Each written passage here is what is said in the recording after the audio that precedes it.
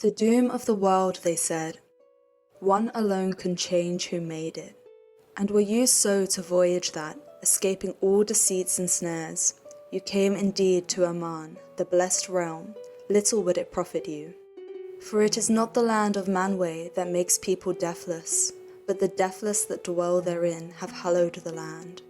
And there you would but wither and grow weary the sooner, as moths in a light too strong and steadfast. And the king said, "But the elves are taking our jobs!"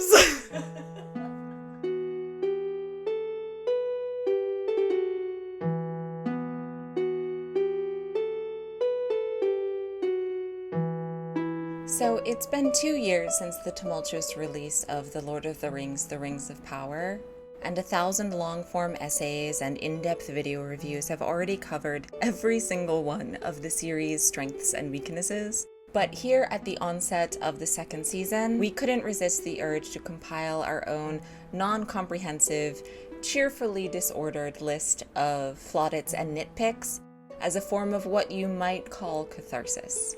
I would not call myself a Tolkien expert by any means, but as a child I devoured everything The Lord of the Rings, up to and including Christopher Tolkien's publications of his father's unfinished first drafts. You know, the ones that reveal Frodo was originally named Bingo, and Aragorn was a hobbit called Trotter who wore wooden shoes. Many years have since passed, but my love of Middle-earth is bone deep, and adjacently, the Lord of the Rings trilogy is comprised of my favorite movies of all time. So, like most fans, when The Rings of Power was released in 2022, I had opinions.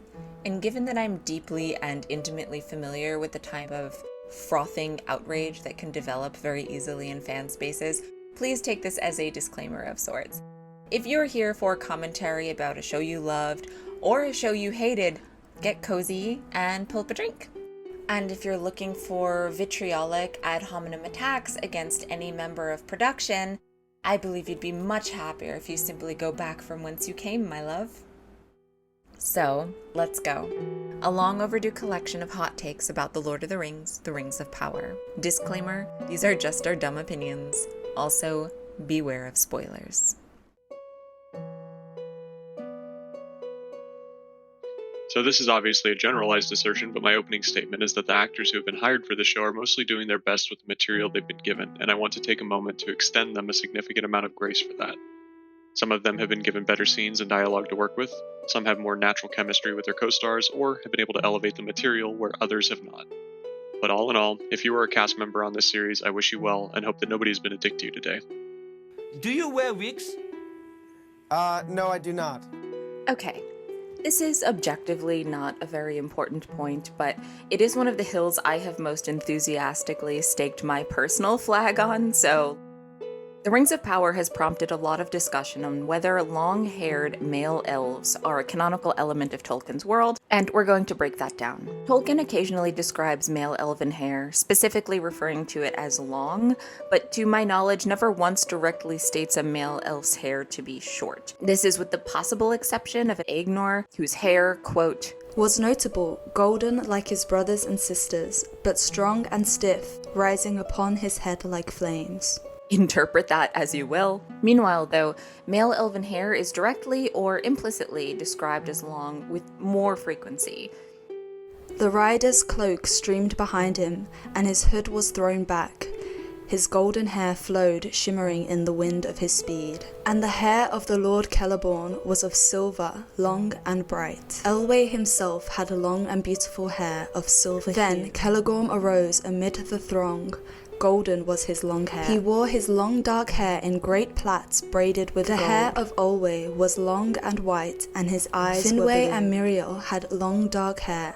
So had Fëanor and all the Noldor. The bows of the Galadrim were strung with string of elf hair. I say this not to imply that there's no wiggle room here for those creating a Tolkien adaptation, but to underline that canonically, long hair appears to have been common for male elves across the ages. And long can mean different things to different people in different eras, but our only existing illustration of a male elf ever made by Tolkien himself portrays that elf as having hair down to his mid-back. This 1928 inking of a Teleri elf named Beleg Cuthalion in the forest of Tar Nufuin does not look like Tolkien's elves as we imagine them today, pointy-toed and potentially bearded as he is, and this illustration is from relatively early on in the Legendarium. The beard is almost certainly an artifact of that. The long hair on Beleg here is reflected in many other descriptions we have of elves from later on in the Legendarium, and it does underline that Tolkien was conceptually familiar with this length of hair for a Melelf. Putting canon aside, a good wig and a lack of humanistic stubble helps with both the immersion process in a fantasy setting and the portrayal of elves as ancient and graceful. Whatever the length,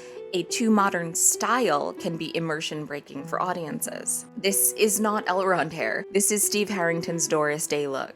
Celebrimbor looks like he drives a Lexus. Arondir does marketing for a tech startup in Silicon Valley. His companion in the Southlands, his name is Jeremy. He is the stressed CEO of a mid-tier mobile phone company, and he's on his second divorce. Finrod is an extra from Inglourious Bastards, and so is Theo's asshole friend in the Southlands, because this is the same undercut. Galadriel's lieutenant is named Barry. He works at the last Blockbuster in order to support his community college degree. There's a fantastic mock-up by artist April Brown of what Arondir could have looked like with long hair, and honestly, we were robbed. If they wanted to give him and his compatriots short hair, a really unique and impactful way to do it could have been shaving their heads in the orc camp. Much like being forced to cut down that tree, it would have been a really emotional moment with far-reaching cultural implications that outlined just how little respect the orcs had for them. It would have impacted their self-identity and marked them as different when they emerged in the world again, but we were not to be that lucky. Durin and Disa were the best part of the show and routinely appeared in some of the only scenes with both consistently enjoyable dialogue and character interactions that felt real, genuine, and easy to get invested in. Their scenes with Elrond brought me actual joy, and in them he came across as truly someone who was, like Tolkien said, as kind as summer, but was also capable of being a clever diplomat if the situation called for it. Lovely performances all around. And I just think that Rings of Power could have been sort of an Anthony Bourdain-style travel show where Durin and Disa traipse across the countryside with their bestie Elrond, looking for new kinds of gems to mine and reviewing the ale at local taverns and like fighting orcs and stuff. Disa sings for the locals at night, Elrond talks about the history of the regional wine vineyards, and Durin ranks all the barbecues they've had on their trip so far. Sometimes the town gets attacked and the three of them cut off a few goblin heads and then they travel onwards. It's homey, it's folksy, it's a little raunchy. Give me 900 seasons. There's a scene in Numenor where Galadriel is in the throne room arguing with Tarmiriel, and the camera pushes in on her face and she says, "There is a tempest in me. It swept me to this island for a reason, and it will not be quelled by you, Regent." And I just can't help thinking how incredibly similar it is to this scene in Elizabeth the Golden Age, starring Cate Blanchett, where Elizabeth is in the throne room arguing with a Spanish emissary. The camera zooms in and she says, "I too can command the wind, sir! I have a hurricane in me that will strip Spain bare if you dare to try me!" And I'm not, to be clear, I'm not saying the writers stole this. I'm just saying they didn't do poor Morfydd Clark any favors by making her say a line that would draw direct comparisons to Cate Blanchett's literal Oscar reel. I do think there needs to be a big round of applause for the practical orc effects. I enjoyed some things about the Hobbit trilogy, I really did, but seeing these prosthetics and new designs just felt like a real breath of fresh air. Orcs felt scary again. They felt real again. They were one of the most consistently high-quality designs of the show. They were even shown with a more developed sense of community, if you can apply that term here. It does, unfortunately, get dragged down by how surface level it ends up being, but I hope whatever team worked on them knows that viewers appreciated their efforts. I fucking hate Theo. No, really though, the kid actor is generally doing the best he can with what he's been given, and I wish him a long and happy career, but I just really need Theo to get eaten by an orc as soon as possible. You can write likable kid characters that the audience will sympathize with and root for, even angry ones, even complicated ones, but I don't think the show successfully did that here. And also, I was positive his anger issues were going to come down to a hidden pair of pointy ears, proving that he was, like Arondir's kid or something. But then we saw his ears and they were totally human-shaped, so boo. Elendil. He was good. He seemed pretty good. Totally fine. Strong dad vibes. Good performance. Decent role in the series. Liked him as an ancestor for Aragorn. In the series about 2 millennia too early. His son's kind of an idiot. Just real Middle-earth Nepo baby vibes. It would be nice if there was an attempt to make Elendil the Tall appear, tall. But overall, he's one of the more convincing members of the cast, in my opinion. The sea is always... This is far from a universal opinion, but to hear some Irish members of the viewership tell it, the accents used by the non-Irish actors playing the Harfoots, combined with their sartorial styling and general rustic vibe, were bordering on some kind of bootleg leprechaun stereotype. I haven't seen things pop off like this since the trailer for Wild Mountain Thyme dropped, and Irish Twitter had a field day. While I have a lot of issues with how they handled Sauron and his relationships to Galadriel and Celebrimbor in the show, setting all context aside, the scenes involving Halbrand's reveal were skillfully handled, and whoever was involved in those scenes deserves some kudos. I really enjoyed the creeping doubt that you see come over Galadriel, the feelings of dread, the build of tension. The actor who plays Halbrand is absolutely at his best here. I wouldn't be surprised if he'd been required to audition with something similar to this scene, and even some of the dialogue gets a step up. I have been awake since before the breaking of the first silence. I wish it wasn't wasted. I wish it hadn't been rushed, crammed into a single episode when we could have had an entire season with this Anatar storyline as he wormed his way under our skin and under theirs, so that the reveal and his betrayal felt earned and the tragedy of his relationship with Celebrimbor was emotionally impactful. If we look at other shows that handle the same type of villain mystery, like Invincible or Hannibal, by the end of the first episode, the audience is already aware of a coming reveal that the characters are still oblivious to. Tension is derived from the knowledge that at some point the secret will be revealed to those characters. In short, the audience doesn't need to be privy to the same information that the characters are, or vice versa, in order for a reveal to be meaningful. This is partially Hitchcock's whole bomb under the table thing. There's a great confusion between the words mystery and suspense. 4 people are sitting around a table talking about baseball, whatever you like, very dull. Suddenly, a bomb goes off.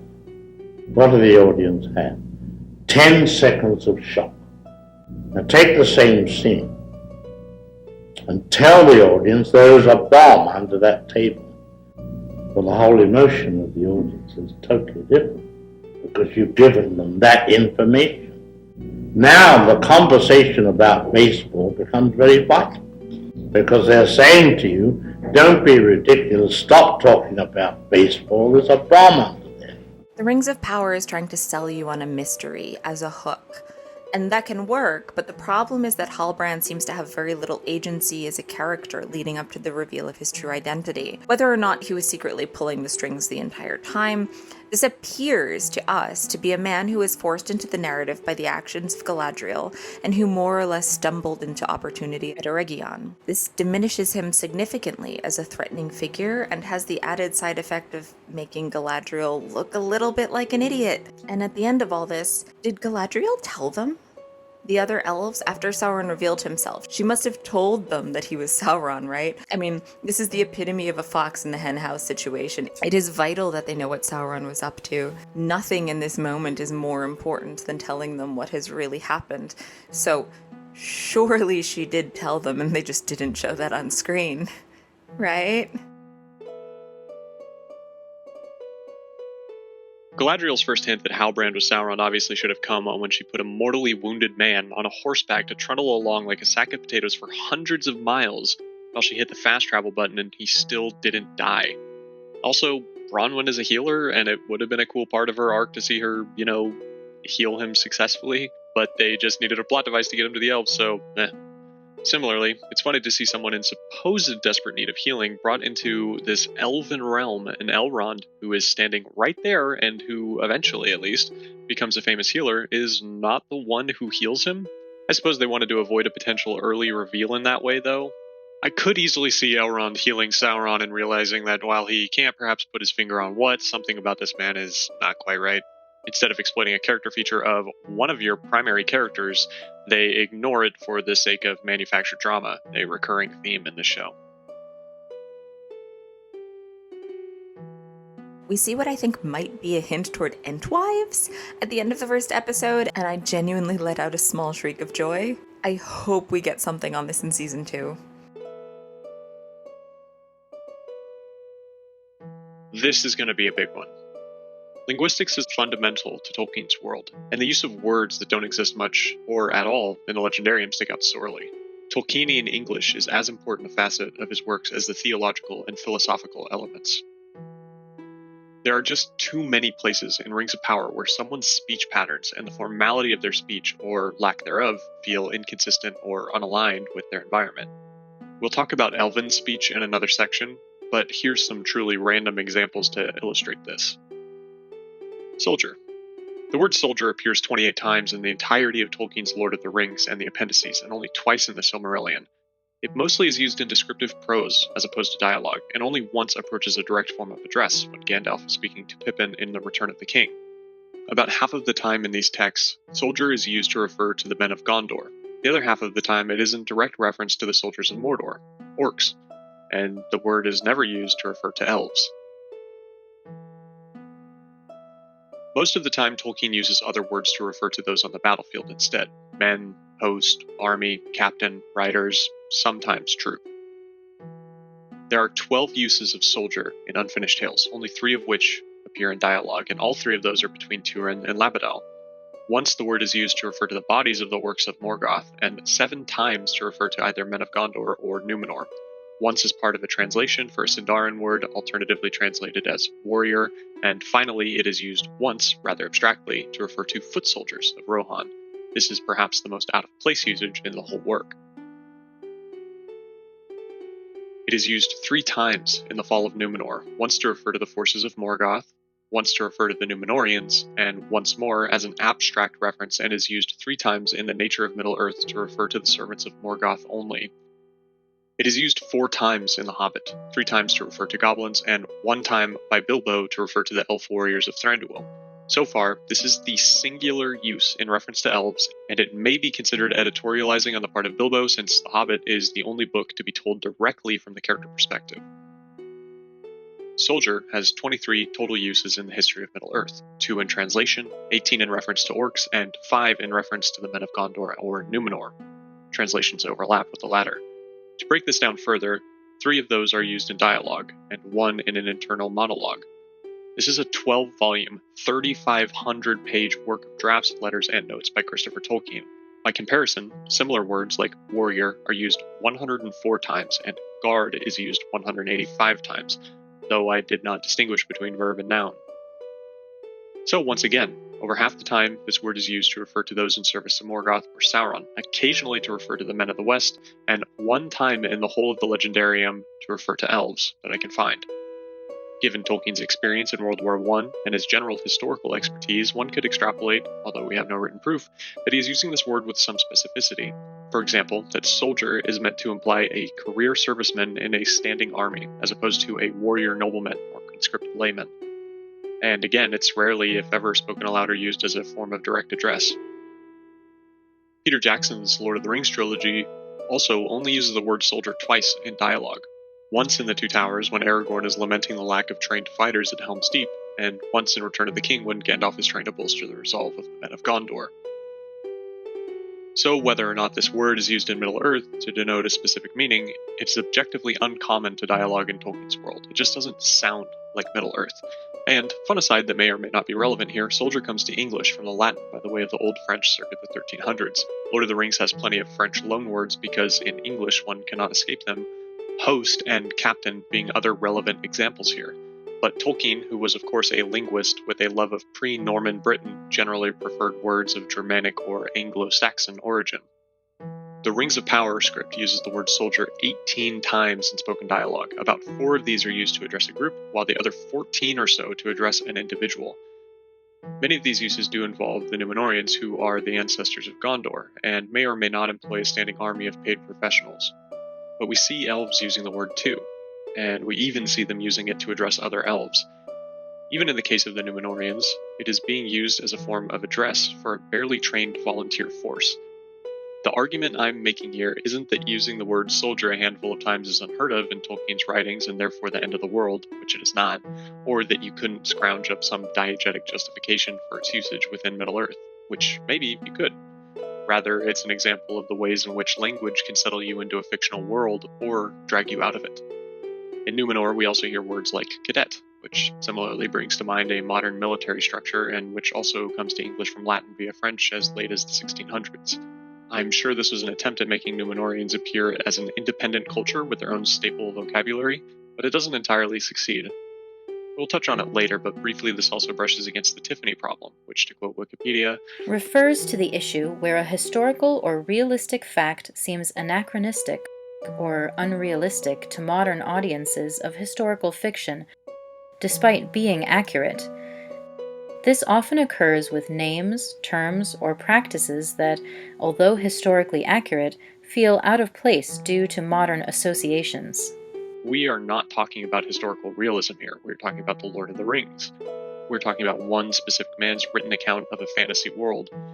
And in this fantasy world, hearing people frequently addressed as soldier feels out of place. Another thing that sticks out as etymologically dissonant is the naming conventions of the new characters, specifically those in the Southlands, which is itself a vast landscape consisting of like 2 homes and a population size that could fit in a garden shed, but I digress. Bronwyn is a traditionally Welsh name.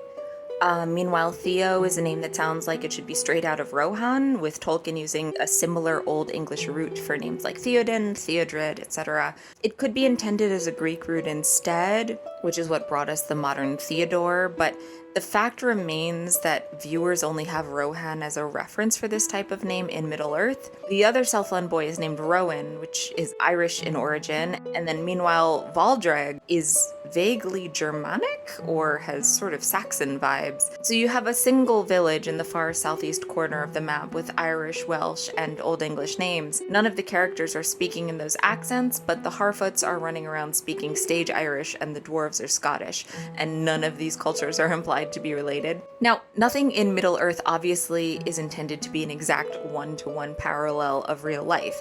Hell, they're not even really speaking English, and according to Tolkien, half of their names aren't their real names anyway, because The Lord of the Rings is to be treated like an ancient document that has been anglicized for modern readers, so Merry and Pippin's real names are Callbacks and Razanur, and like, what does anything even mean anyway? But we are dealing with the translated anglicized version of canon, and Tolkien cared about language, so at the very least, these things should have some form of internal consistency and linguistic kinship. I mean, maybe they're trying to hint at Theo's destiny to run off and found the country of Rohan, but hopefully he'll get eaten by an orc before that can happen.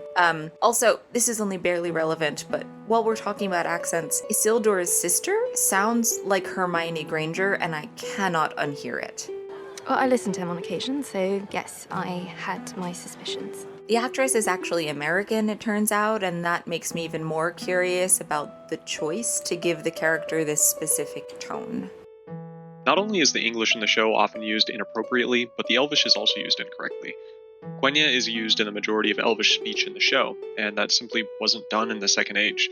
Meanwhile, Sindarin is used a grand total of 2 times. Sindarin. Beren Balin, Lehana Nathalel. Quenya. Ai lauri lanta las isurinen. This might sound a tad nitpicky, but if you're going to create an adaptation of Tolkien, a linguist and a philologist, then you should use his languages correctly. If they wanted to be truly bold, they should have had all the elves speak Sindarin when together and subtitle it. I'm not saying that's an expectation, but Peter Jackson and his team went out of their way to have elves almost always speak in Sindarin to one another, and to others who spoke the language well, like Aragorn. To be more constructive with our criticism, the use of these languages could be justified in different scenarios. For example, when Galadriel interacts with most elves, she speaks Sindarin. But perhaps when she sees her dear friend Elrond for the first time, they embrace and slip into Quenya. This would show not only their shared heritage and origins, but also their friendship, setting their relationship apart from others and communicating to the watcher that these are in fact old friends with a history. I've seen some people suggest that when we hear elves speaking in English, they are actually speaking Sindarin, not Quenya, and the show is just translating that for us. The problem is that when we first see Elrond, he's writing a speech for Gil-galad, and he is shown speaking aloud in Quenya while he does so. Then both his spoken Quenya and his written Tangwar transition to English for easy viewing and listening. The implication here, inescapably, is that the elves are actually speaking Quenya most of the time. There are several instances of Sindarin in the show, but due to the prolific use of Quenya, their inclusion now just feels out of place. Best example of this is a place created for the show, Tirharad. Tirharad is a portmanteau of the Sindarin words Tir, watch, and Harad, south. So the elves named these places in Sindarin, but Arondir and his companions speak Quenya? Why? The only consistency is that it's not consistent. If we look at another location named by the elves, Eregion, it's a similar story. The name is Sindarin, but the people speak Quenya. The only real exception etymologically is Linden, which is a Sindarin derivative of a Nandoran word, Lindana. Now, names and languages and their interactions can be complex, and Tolkien was aware of that, but the lack of consistency in the application of languages shows either ignorance or apathy on the part of the writers. Quenya must have been a purposeful choice, because to the average viewer, Elvish is just Elvish, so why did they specifically decide on this? To quote Bear McCreary, J.D. Payne also supervised all of the text. He would say, you know, this is like really more of a Quenya thing, and that's a Sindarin word. We should be careful. Tolkien makes its way into eulogies for loved ones who have died. Tolkien makes its way into birth announcements. My son, Ethan Everest Payne, on his birth announcement, it also said, Alien Taur Enorath. So, why? There are some truly glorious visuals in this show. I don't know if this is primarily the VFX team or production design or down to storyboard artists or cinematographers or directors or what, but there's beautiful wide landscape shots. Linden looks gorgeous. The map they use looks like tooled leather and has lovely colors. The depiction of elves entering Valinor is appropriately overwhelming. The water monster has a cool design. The city clusters of Numenor look really interesting. The flashback sequences to the first age are especially incredible to look at. The low shot from underneath the water with bodies floating across the screen and a burning, destroyed city in the background is pretty incredible, and a very effective visual representation of the horrors and the ruination of the first age. There's even some great practical effects. The giant tank that they use to shoot the scenes on the raft is a pretty fantastic achievement. The elven engineering rigs we see are really cool, and this shot of Arondir at dawn with Disa singing Open the Mountain is frankly stunning. A lot of very talented, very dedicated people worked on this series, and I hope they're proud of what they accomplished. When will you wear wigs? I know this is about the trailer for season 2 and not related to season 1, but I'd just like to speak directly to Sauron for a moment. Baby girl, I can see that this is a cry for help, but it's okay. Like some argan oil for those ends, a microfiber towel, maybe like a silk bonnet for sleeping or something. I know that you're living in a hot, dry environment because of the whole volcano thing, and that can wreak havoc on your ends. I'm just saying that a protein pack, maybe a weekly oil treatment, get one of your orc buddies to scrounge up some liquid biotin, and we will get this ship shape in no time. Don't let the fact that your mortal enemies have this whole hair thing on lock deter you. You have a budget of literally $1 billion. We can fix this. The dwarven women should have beards. It's a weak and cowardly decision. Coupled with the short hair on the male elf, it's as if someone in production is terrified of not conforming to specific human gender presentation standards, which... boring. The idea of molten gold flowing together to forge the series title was used once in this teaser trailer and then never seen again. I thought it was a really cool concept, and I kind of wish an updated version of this had been used in the opening credits for the show. even if The Lord of the Rings, The Rings of Power is inherently a pretty clumsy title. And speaking on this topic, I don't think the show entirely needs its location subtitles either. The map shots were pretty clear, and the writers could have been more confident in their ability to convey this type of information without, literally spelling it out for the audience. We didn't need to watch the Southlands turn into Mordor after Mount Doom erupted. The desolate landscape with the giant volcano was enough of a hint, I think.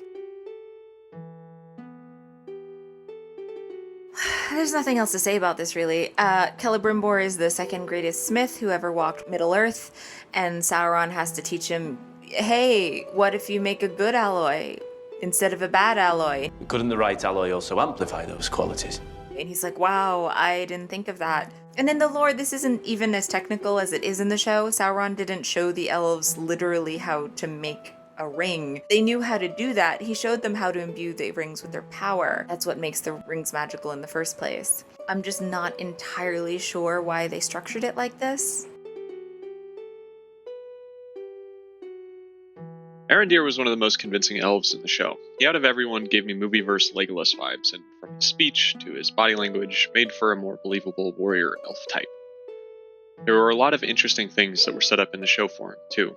The orc prisoner storyline, the tree-cutting scene, his politically fraught relationship with a human woman, his unusual status as a peacekeeper on a land not his own, even though half of these plot lines didn't pan out very interestingly. For instance, the Bronwyn romance feels forced in a way that recalls Tauriel and Killy in the Hobbit movies. Why not show us something canonical that impacts already existing characters instead, like Elrond and Celebrimbor? Show us the anti-romance that is Miriel and Pharazôn. Give us more Disa and Durin. Give us Celeborn and Galadriel. Why do we have this in-universe anachronism of an elf-human relationship instead of those? Oh, right. Because it was in Lord of the Rings, so we have to call back to it again and again and again. There's absolutely no excuse to exclude Celeborn, Celebrimbor, Círdan in the show, even in Season 1. These are immensely important and influential leaders among the elves. There's absolutely no mention of Galadriel's other brothers, Angrod and Ignor, who also died tragically in the First Age. The absence of Elendil's wife is a bit odd to me. I think it would have been great to flesh out a character that Tolkien wrote next to nothing about, instead of making room for characters that have no basis in text. Not to say that you can't do both. For instance, Disa is a great inclusion in my opinion, and helps to add to Durin's character as well. But the exclusion of so many important characters like Celeborn and Celebrimbor is so jarring, specifically because of the way those characters add to the story in significant ways and also enrich other characters. But to drill down on my earlier point, elf-human pairings are very important in the Legendarium. Arondir's very dead friend Maethor says there have only been 2 human-elf pairings in history, both instances ending in tragedy, and this is somewhat correct, but also not. As an elf, he should know that Beren and Luthien were re-embodied in Middle-earth and allowed to live a mortal life together, eventually having a son, Dior. Then there was Tuor and Idril, which, while they experienced tragedy, didn't necessarily end tragically. Tuor is the only mortal in history who was granted the life of the Eldar and allowed to dwell in the Blessed Realm with Idril. There is also a third instance, however, and that is Endreth, a woman of the House of Beor who fell in love with Ignor, one of Galadriel's other brothers. This one did end tragically, both loving each other, but knowing the peril of their love, Ignor left to battle and ultimately died.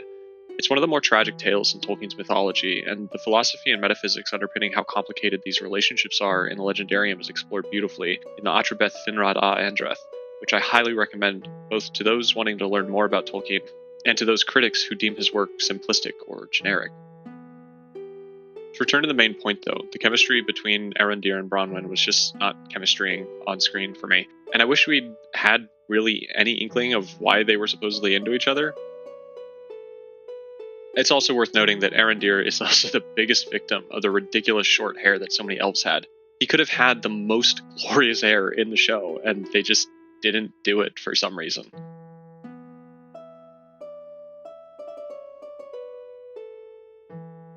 So there are a few dozen times where a line or a scene of dialogue felt like it had been ripped straight out of the Lord of the Rings trilogy. To state my meaning as clearly as possible, a vague similarity does not prove a theft, an homage is not a sin, and obviously it makes sense that there would be a certain amount of overlap in dialogue and phrasing because these stories all take place in Middle-earth. But the show is not technically continuous to the film universe, and similarities appeared so many times that it ultimately felt like certain scenes had been inorganically engineered to make viewers sit up and point at the screen.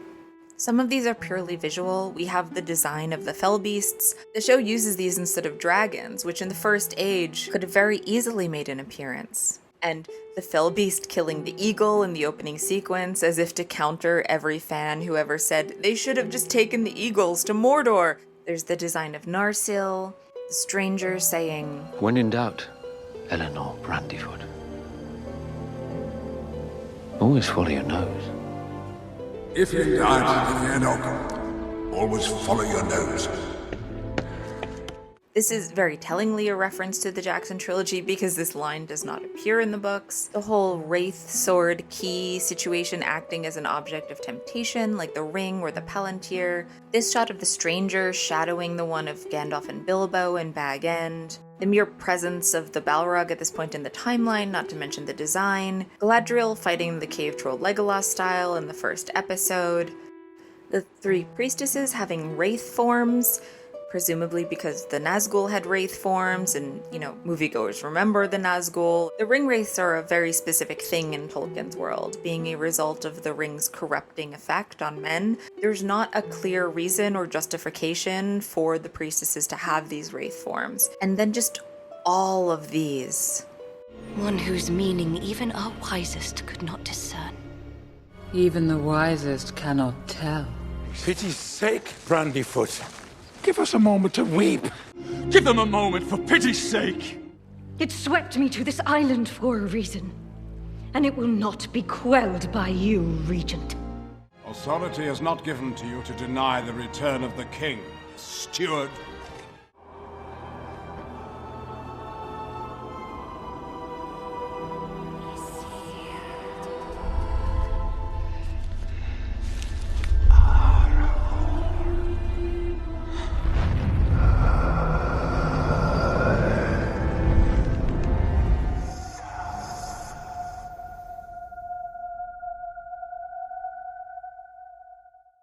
Let Numenor fight alongside the elves once more. We are proud to fight alongside men once more. They are coming. They are coming. Faithful believes that when the petals of the white tree fall, 'tis no idle thing. Not idly do the leaves of Lorien fall.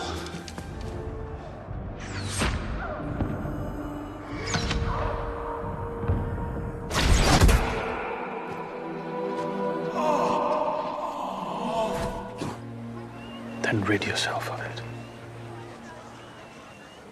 Once and for all. Then let us be rid of it. Once and for all. Tortured. Twisted. Made into a new and ruined form of life. Tortured and mutilated. A ruined and terrible form of life. It is a fool's hope, Elrond. Merely that, nothing more. Just a fool's hope. Nothing more. There is a fateful hour in the destinies of men. An hour of judgment. An hour of wolves and shattered shields when the age of men comes crashing down. It's over. Not yet. Soon enough. And when they march upon us, this tower will fall. It is over. The world of men will fall. The heir to this mark is heir to more than just nobility. For it was his ancestor who swore a blood oath to Morgoth. For it was my family that lost them all. You are Isildur's heir, not Isildur himself. You are not bound to his fate. The same blood flows in my veins. The same weakness. This wound needs elvish medicine. This is beyond my skill to heal. He needs elvish medicine. What devilry is this? What is this new devilry?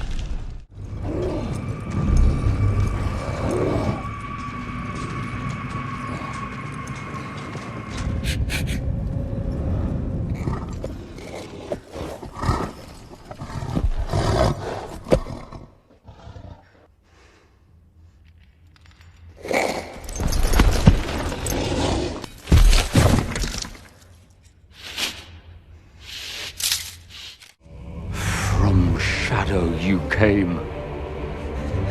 To Shadow I bid you return. Go back to the Shadow. Where is he?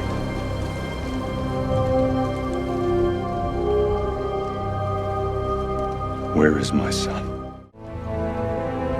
Where is Deirdred? Where is my son? Not to mention I haven't an inkling which way to go. Mordor, Gandalf. Is it left or right? Left. Ultimately, Rings of Power is being pulled in two different stylistic directions. On one hand, it very clearly wants to be a spiritual prequel to Jackson's Lord of the Rings. In everything from the marketing to the music to the props to some of the story and character beats, the show wants you to connect it to the trilogy. On the other hand, the show in many ways wants to do its own thing. And both of these are valid creative directions, but by doing both, you get a product that never really feels like either. As much as I love Jackson's trilogy, I would have loved for this creative team to go in a bold new visual direction. Partially because I don't think you can replicate what Jackson and the geniuses at Weta made a reality at the time, but also because a new take would have gone a long way in establishing Rings of Power as its own distinct entity, asserting itself as an original artistic interpretation. I am going to say something heretical among Tolkien fans. Tolkien's word is not law, and a one-to-one recreation is not automatically a successful adaptation. Despite spending most of my time on this project castigating it as a bad adaptation, I want to be clear that this is downstream of my criticism of it as a show. The quality, or lack thereof, of the show was the proverbial dam holding back the lake that is my criticism of it as an adaptation. A good show or movie might not honor the intent of the original, and a faithful adaptation might be a poor show. Don't come after me, Dune fans. I love the Dune miniseries, but it's just not the most watchable show for the average audience. Some books turned films find themselves somewhere in the middle, and ideally are great at both. To be both a bad show and a bad adaptation, a product that has hedged its bets so thoroughly that it has no clear sense of artistic identity, is the ultimate sign of a failure.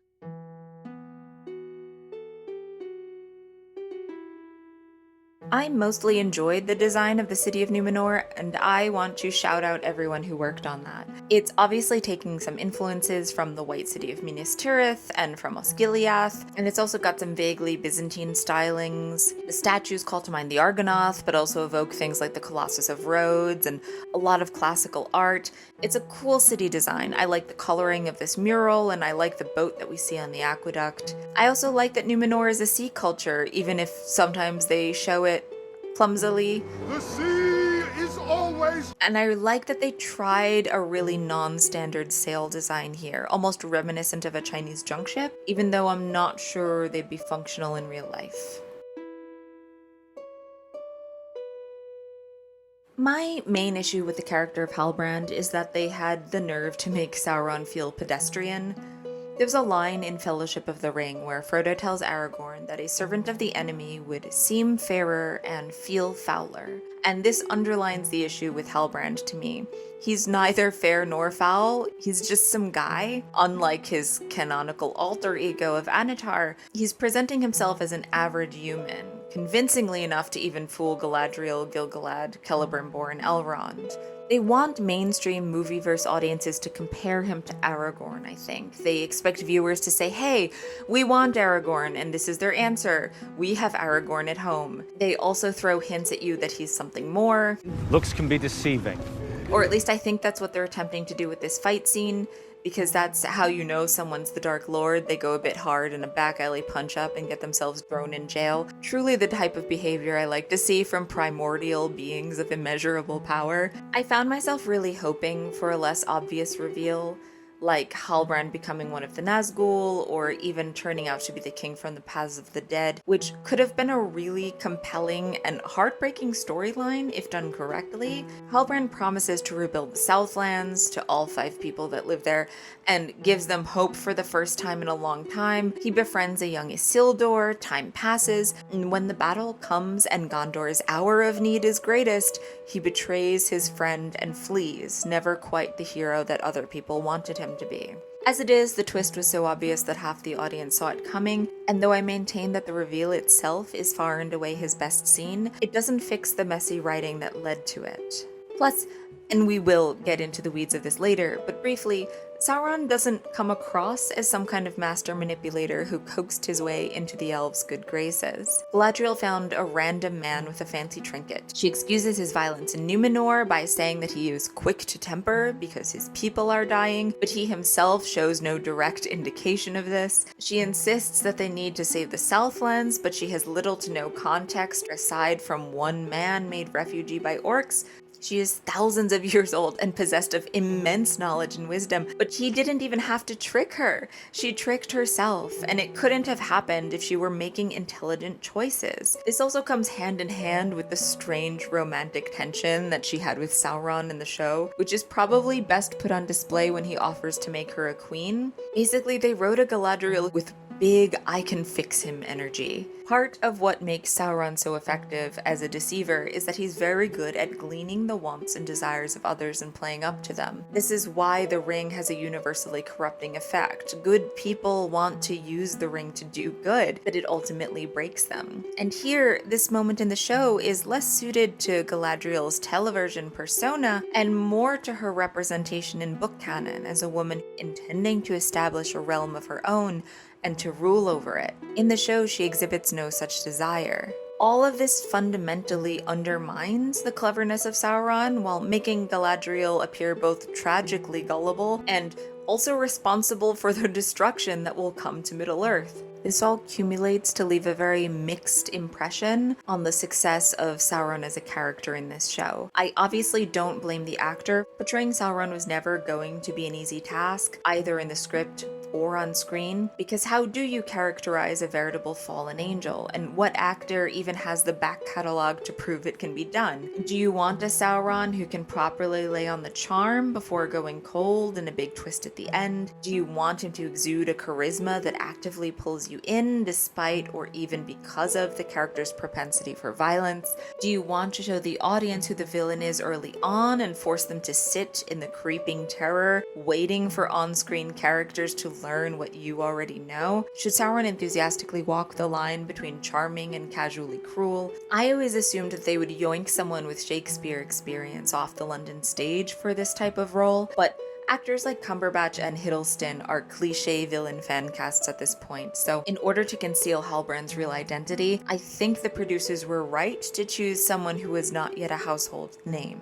I just didn't always find Halbrand's characterization particularly compelling. But there's an alternate universe out there where Sauron is canonically a lady, and in that universe she is played by Cate Blanchett. I said what I said, fight me in a parking lot. Nori was cute. She had good chemistry with her friend, so credit to both actors, and I think she managed to portray a real wide-eyed, open-hearted sort of nature that made her believable as a proto-semi-hobbit figure to me. I'd love to see her in some sort of anthology episode where there's no pressure to connect her story to a great epic tale, and we can just see characters like her family, the wonderful Lenny Henry, their unique speaking patterns that show up in like one episode and then never again. Well, fair thee? Well and well, father. Their goodbye in the final episode is genuinely moving because it features some lovely acting, and I wish they'd been successfully portrayed this endearingly all the way through the show. And also that her people didn't believe in the death penalty. Take their wheels and leave them! That doesn't sound right, but I don't know enough about stars to dispute it. No, it's right. I know it doesn't really matter, but I don't think volcanoes work like this. Hydrovolcanic explosions do exist. They happen when magma comes into contact with water, but the proportions need to be right or else it will just generate a steam eruption. I also don't think this accurately portrays the survivability of pyroclastic lava flow. Most of the deaths following the eruption of Vesuvius at Pompeii were caused by asphyxiation in the ash cloud. This isn't the first adaptation to play fast and loose with the rules of lava, and I guess it's a magic volcano, so maybe they work differently. But this whole sequence begs the question of why the eruption wasn't written as purely magical to begin with. Maybe after a couple of seasons, Sauron has tricked the elves into making their rings. He slips off to Mordor, which is still relatively lush and verdant, but we have seen the mountain get more and more active over the course of the show as his power grows. And then we see Sauron in the chasm underneath, working on the ring, forging. Finally, his work is complete and he puts it on his finger, and the mountain erupts. We see toxic fumes engulf the sky and the horror in Eregion when the elves realize they have been deceived. Cut back to Sauron in his moment of triumph, anger overtaking him when he himself realizes the elves have thwarted him. A road ruin in its throes, land darkens. What was once green and beautiful is now a ruined landscape. According to an interview with the showrunners, a huge theme in Tolkien is the environmentalism and the way machines and industrializations destroy the land. This was an attempt at showing that, but I'm not sure if it was successful. I think Bear McCreary is one of the best composers working in television today, with a really unique signature style to his work, and he deserves a massive shout out. Rings of Power isn't my favorite soundtrack of his. That would be Battlestar Galactica,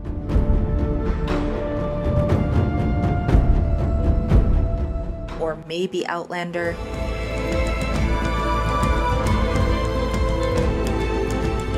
But stepping into Howard Shore's shoes is not easy, and McCreary created some truly lovely music for the show. A few of my favorite tracks revolve around the Harfoots and the dwarves.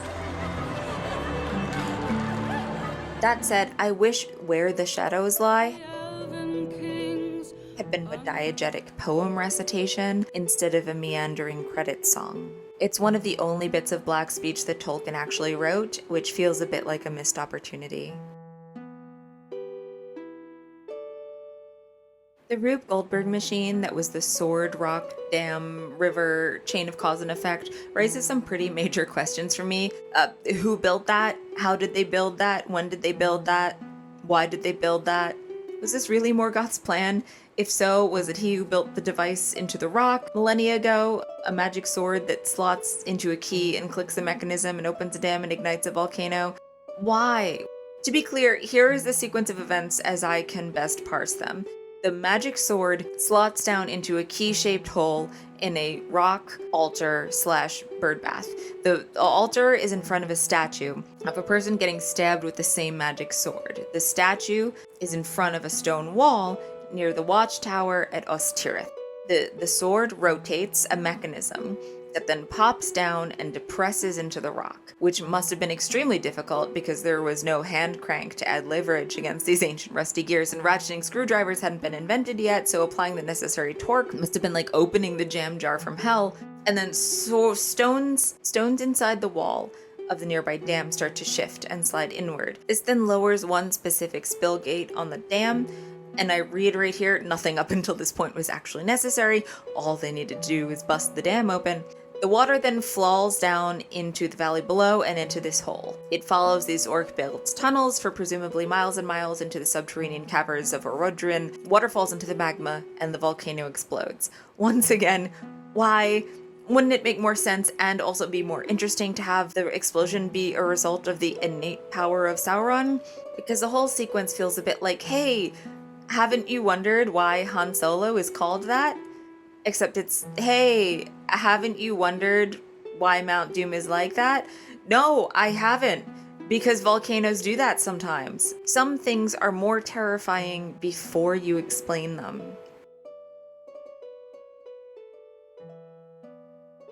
I'm going to frame this as constructively as possible. I think the storyline with the stranger, if it must continue, would be a great way to introduce the Blue Wizards to the show. They would have been Istari, just like Gandalf, and we know very little about their fate, other than that they went east to stop the growing threat of Sauron, and most appropriately, they were the only wizards to appear in the Second Age. To quote Tolkien, "Their task was to circumvent Sauron, to bring help to the few tribes of men that had rebelled from Melkor worship, to stir up rebellion. And after his first fall to search out his hiding, in which they failed, and to cause dissension and disarray among the Dark East. They must have had very great influence on the history of the Second Age and Third Age in weakening and disarraying the forces of East, who would both in the Second Age and Third Age otherwise have outnumbered the West. What success they had I do not know, but I fear that they failed, as Saruman did, though doubtless in different ways, and I suspect they were founders or beginners of secret cults and magic traditions that outlasted the fall of Sauron. The stranger is last seen heading east, and allowing him to be a blue wizard would give them the most freedom of interpretation and allow them to step on the fewest toes along the way. And I know they've heavily implied that he's Gandalf, what with the Hobbit thing and the advice to always follow your nose, but the visual cues for his storyline have been all over the place from the very beginning. Why is he associated with fire? And why isn't the fire hot? And why does the crash site look like the Eye of Sauron? Why do all the fireflies die when he uses them for magic? Because they wanted us to think that he might be Sauron, one of the 3 potential maybe Saurons in the show at that point, and once you take away that mystery, none of the visual symbolism around him makes any sense. I also struggle to identify what emotions the stranger is prompting in me when he is on screen. He spends most of his time dirty, half-clothed, and in such a state of confusion that it's unclear whether he is simply unable to speak the Harfoots' language, or whether he is struggling cognitively on a deeper level. He doesn't read as someone holding a deep hidden wisdom, and I'd neither describe him as quick to anger nor as quick to laugh. And I get what they were going for here, I think.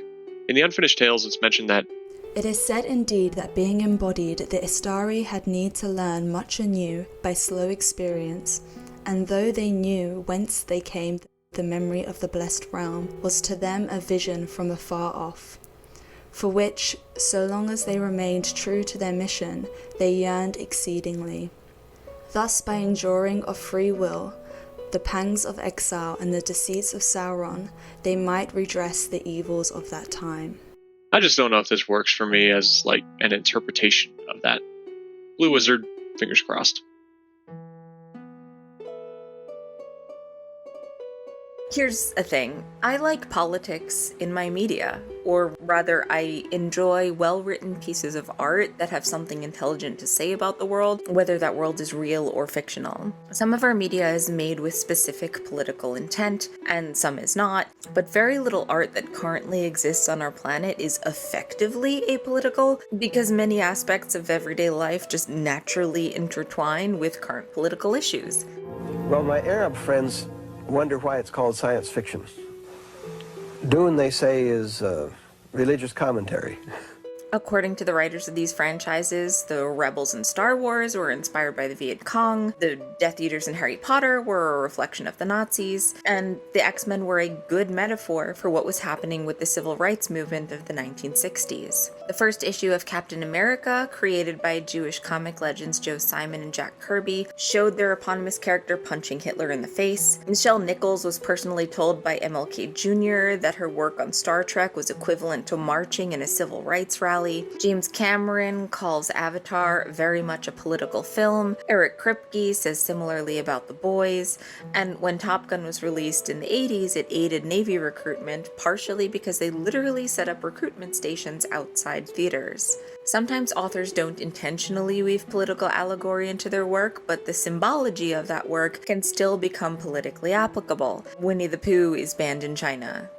Winnie the Pooh is not inherently political, he just exists, being a bear. But some very insecure people are so threatened by his on-screen presence that they have made him a political problem. For decades, commentators have tied the One Ring to nuclear disarmament, talked about Tolkien's feelings on environmentalism, discussed the series' inherent critiques of absolute power and implied class structures. Tolkien scholars argue about the epic's implications in terms of monarchy and the obvious influence of the author's Catholicism, but neither the books nor the films nor the TV series could really be described as overflowing with purposeful political commentary. In fact, Peter Jackson once famously said, when discussing his film adaptations, quote, "We made a promise to ourselves at the beginning of the process that we weren't going to put any of our own politics, our own messages, or our own themes into these movies."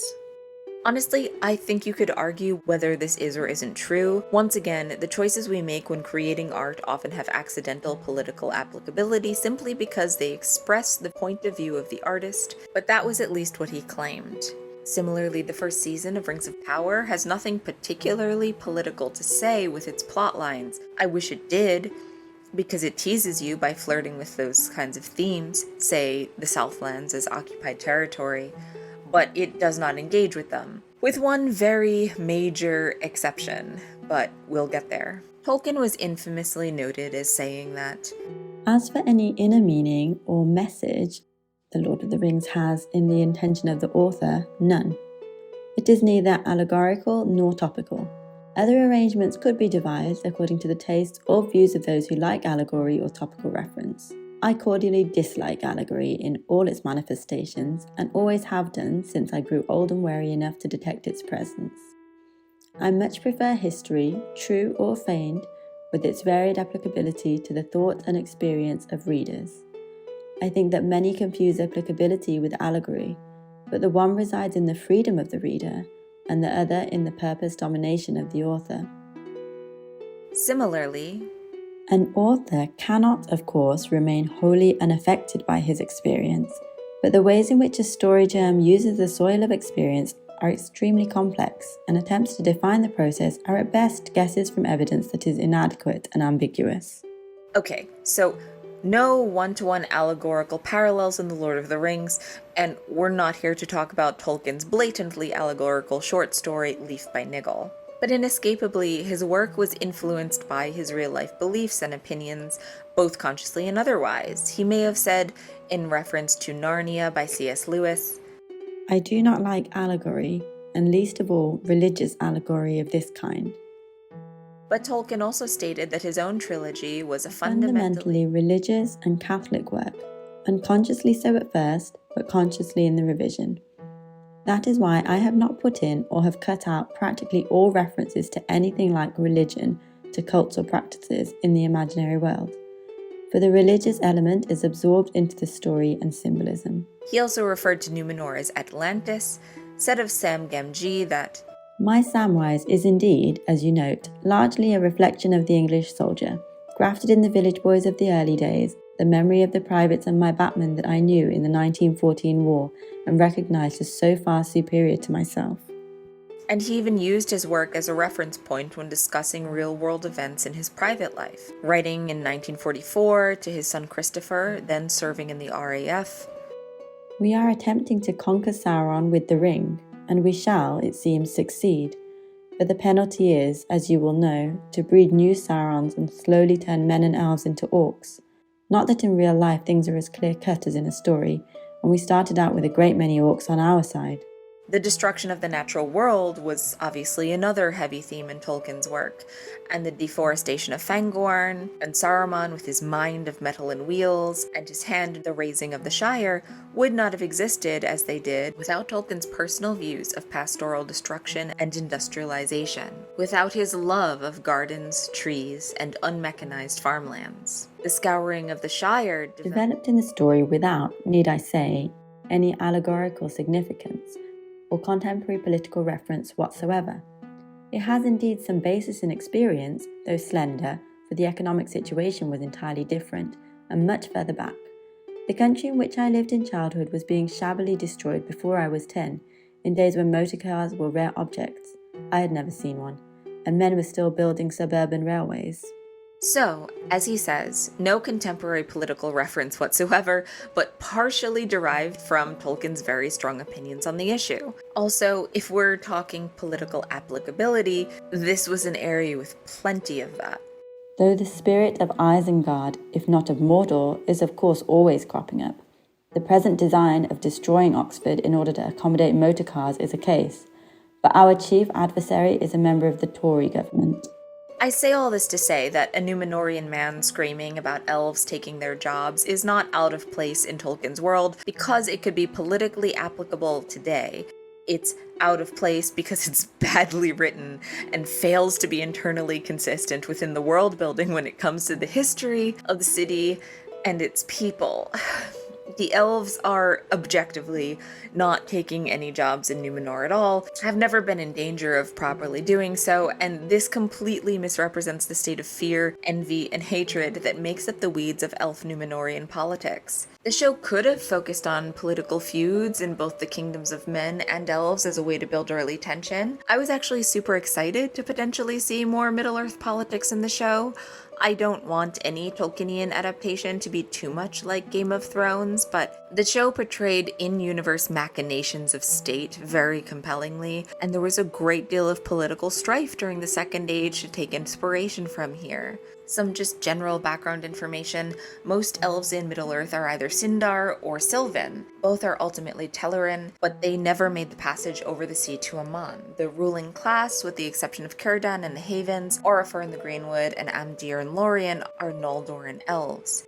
It would be interesting to explore the dynamics of this relationship, although it was almost never violent, but it could result in tension. And talking about interracial conflict in Middle-earth at the time, the dwarves of Khazad-dûm and the elves of Eregion were already close by the time of the show. The sort of manufactured distrust between the two is out of place in this particular point in time. It's seemingly done primarily to facilitate the relationship between Elrond and Durin, but you could still have that without manufacturing a conflict between the two races as a whole. Anyway, the complexities in Numenor have also been watered down significantly. If you want to get into thought-provoking diegetic sociopolitics in Numenor, why not talk about the Numenorians as an imperialist power? Their shift from explorationist to colonialist, their suppression of local peoples as they extracted resources, their displacement of the Haradrim and slow fall from grace. It would be an exciting way to interact with cultures in Middle-earth we've rarely seen. Mention that the people of Harad are resisting the colonial expansion, underline the Numenorians' moral decline, as their jealousy of the elves and notions of supremacy grow, see their devastation of the forests or ruthless treatment of other peoples, put a more complex lens on Aragorn's ancestors, create conflict in both on-screen characters and viewers about Numenorian society. You could even pull from Tolkien's letters for this. In 1945, he wrote to Christopher that, "I know nothing about British or American imperialism in the Far East that does not fill me with regret and disgust." Interpret that as you like. As far as world building goes, there is an endless well to plumb the depths of here. Because the fate that ultimately awaits Numenor is this. Ar-Pharazôn effectively supplants the throne by forcing a marriage to Tar-Miriel. This results in, or rather bolsters, the divisions between two factions: the faithful, those who remain friends with the elves and heed the will of the Valar, and the Kingsmen, who see mortality as a curse, and immortality as theirs to take. When Sauron is captured and brought to Numenor, he exploits this division, corrupting the king's men and convincing them to abandon the Valar and worship Morgoth, before eventually setting out for Valinor, hoping to take immortality by force. Their fleet is destroyed and Numenor is sunk by Eru. Sauron stands defiant at the fall of Numenor, cursing the sky, and is smote by lightning, destroying his physical form. It's all quite Greek or Old Testament, and seeing Sauron work his genius to take down his greatest rivals was something to look forward to. Now, I'm slightly dreading what lies ahead. And again, there was a lot to potentially work with here. The elves as an occupying power would have been a truly unexplored dynamic. How do the elves feel about these people? Disdainful, distrustful, compassionate? Is there a language barrier where some of the elves have not bothered to learn the local language of the land they are tasked to oversee? Does their accent and vocabulary shift and change depending on how much time they've spent with the locals over the years, or how secluded they have been? Do the Southlanders watch distrustfully as they speak Sindarin among themselves? Is there disagreement among the elves themselves on whether they are there to keep an eye on an untrustworthy people, or simply a dangerous bit of land? The idea of linguistic breakdown between distinct cultures is supported by the text. In the Fellowship of the Ring, two of Haldir's brothers don't even speak the common tongue. One might be excused for thinking that elves, with so much time to live, eventually would learn all languages, but in many cases they simply don't. Tolkien went to great lengths to not only construct languages where and when he could, but also to develop their etymology and utilize those linguistic barriers in his story. Imagine if Arondir spoke the common tongue, but his elven companions spoke only Sindarin, or Quenya, since the show consistently just insists upon its use, and Arondir had to constantly act as an interpreter. It would add more layers to the loss of trust that comes from poor communication. So the show had opportunity and enough money to portray these genuine linguistic barriers between various cultural groups if it wanted. And I don't think modern audiences are stupid. I don't think moving to an on-screen format automatically equals dumbing down the material. Audiences are hungry for rich stories that will inspire their imaginations. But the show did nothing interesting with any of these concepts. They just took a casual insult kind of from Dragon Age. Oh, let it go, knife is. Which has nothing substantive to say about the actual state of racial politics between elves and men in the show, and they kind of called it a day. That's about it. Moria looks cool. One of my favorite things the Hobbit films did was finally give the dwarves of Middle-earth a chance at a proud, noble on-screen presence, at least sometimes, and glimpses of a flourishing and unique culture instead of just a relegation to comic relief. And that really continues here. There's something painful about seeing Khazad-dûm full of life and joy and laughter. The dwarves really feel dwarvish, lack of female beards aside, and the masked helmets we see are straight out of Tolkien. Dwarves generally didn't raise beasts of burden, so I'm not sure what this is doing here, but all in all, these were really cool scenes, and if the showrunners know what they're doing, we'll get a lot more of them in the second season. I think he's been here among us all along. I just need to point out that this line from the trailer for the second season, I think he has been here. Could have been so spine-chilling and would have gone so incredibly hard if Sauron had not, in fact, already been there among them in season 1, as if he's going to stroll back into Eriador and bamboozle the elves with an increasingly bizarre array of wigs. I almost wish that Sauron had been there among them all along. If this is the storyline we must follow, I wish that he'd first been introduced in something like this scene, out of focus in the background behind Gil-galad's shoulder, no dialogue, yet he'd gone virtually unnoticed as a sensible and encouraging voice in the High King's Council, or as a visiting emissary or something, I don't know. Just saying, yes, of course Gil-galad was right and Galadriel must return to Valinor. Yes, of course he was making the just and compassionate decision. Galadriel was so certain her search should continue. We foresaw that if it had, she might have inadvertently kept alive the very evil she sought to defeat. Yes, of course Sauron was long gone. Yes, of course they must focus now on crafting something great to benefit all of Middle-earth. The whole elves are dying plotline feels the same type of overly simplistic that we got in Return of the King, with the warning that Arwen was dying because her life force was tied to Middle-earth or whatever, as if Aragorn needed extra incentive to save the planet. But anyway, if we're going with that, well, okay, the elves are fading. If only there were a solution. Sauron could be at this meeting of Elrond and Celebrimbor. Or, well, we know that in this show, other people write Gil-galad's speeches for him, don't we? And all the while we see this happening, Galadriel's skin is crawling, but she doesn't know why yet. She can't spot it. She's been chasing faraway distractions for too long. Halbrand could have been a red herring. He could even have been the long-lost son of Angmar instead of the Southlands, and here in Eregion he meets a charming figure who promises him a great gift one day. I don't know. I'm not a professional writer. I'm sure 100 other people could come up with a much better idea than the one I just put forward. But my point is that Annatar would have been a great long-form plotline for this show. But now it's already happened once in Fast Forward, and I worry that having it happen a second time in the second season will just make the elves look kind of dumb. How do you do, fellow kids? This isn't a criticism. I just think it's funny. Since when did men like me build kingdoms such as this? Men like me. I am also a man. Normal man doing men things here. Why would you ask?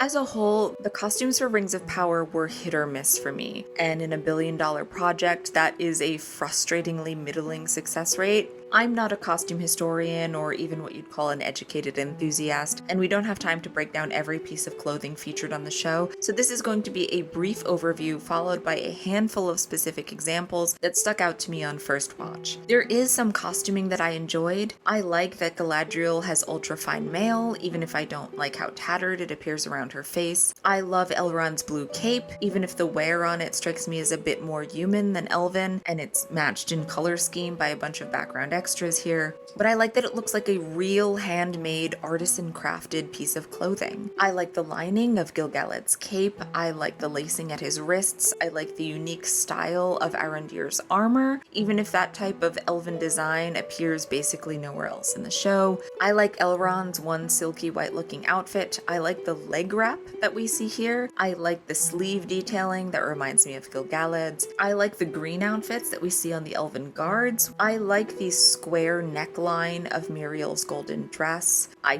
don't like that there's somehow no padding between the skin and armor here, but I like the pearly sheen on the armor itself, even if I don't love the shape of it. Generally speaking, silhouettes and to a lesser extent necklines and sleeve shapes are basically the first things historians look at when trying to date a piece of historical clothing. Fashions came and went, but you can track the evolution of Western European silhouettes over the decades and centuries with a fair amount of reliability. These also sometimes differed depending on the person's specific country, ethnic group, and social class. So you should be able to look at the clothing depicted in a story and recognize a cohesive portrait within a certain country or culture of similar clothing elements, with fabrics that are convincing for that era and appropriately show wealth or lack thereof, with things like color palette, embroidery, hand beading, and accessorization also playing a role.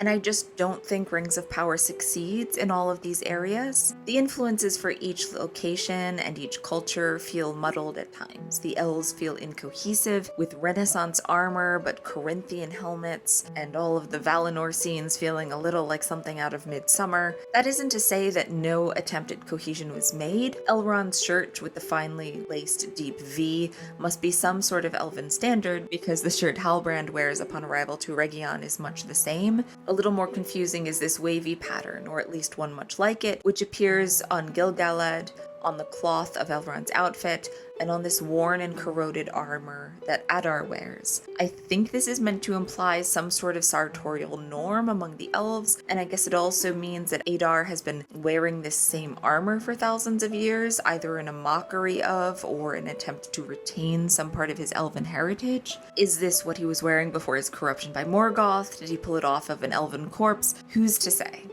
Then there's certain ornamentation styles that seem to appear across multiple cultures for no discernible reason. And on a mannequin, without cultural context, it might be difficult to pick out the basic construct of an elven dress versus a southern one, or an evil wraith one, or even a dwarven one in this show. To be clear, you could have these same discussions about a lot of properties. One could easily draw comparisons between, say, Éowyn's and Arwen's costumes in the movie trilogy. This sort of bell-sleeved fantasy classic gown likely comes from artistic depictions of the Bleout, a Western European medieval type of outerwear worn by both men and women. It was heavily featured by the Pre-Raphaelites, but more importantly is present in the Bayeux tapestry, so it makes a lot of sense for Éowyn's gowns to be styled this way as well. But these are just two distinct cultures, and there are differences in fabric quality, the shape of the collar, the earthiness of the fabric tones, the wear on the fabric, etc. In Rings of Power, it oftentimes feels as though the costume design started with the same basic dress shape with a similar drape to the fabric and accessorized from there. Another thing that seems to be ubiquitous across Middle-earth is side-pinned cloaks. This style is usually called a paludamentum, which is particularly distinctive for being worn by men of status in ancient Rome, and also for being a word that I forget how to pronounce the second I'm no longer actively looking at it. The palindrome is worn by elves, Numenorians, by Southlanders, by dwarves, arguably by orcs.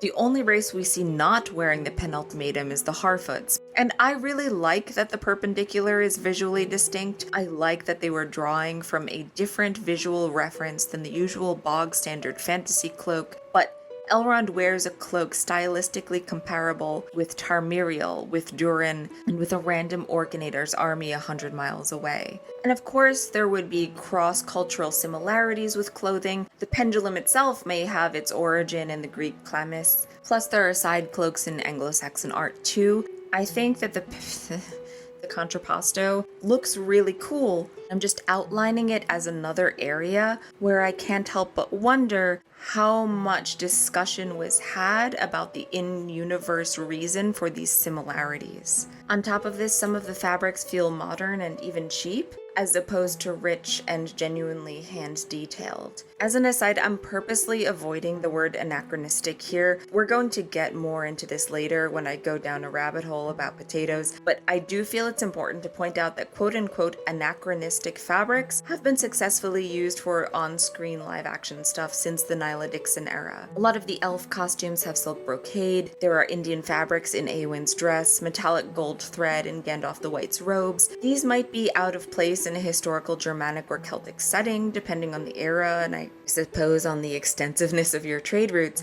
but in this fantasy world, they beautifully embellish the visuals. What's important here is the subtlety with which they were handled. These fabrics have been bleached and sandpapered and scraped to give an aged, lived-in, or handcrafted look, and that's vital to their organic inclusion in the visual landscape. So, returning to Rings of Power, I will not say that these fabrics, say on Gil-galad's cloak, look anachronistic. I will say that they look cheap, they look inorganic, and they look out of place.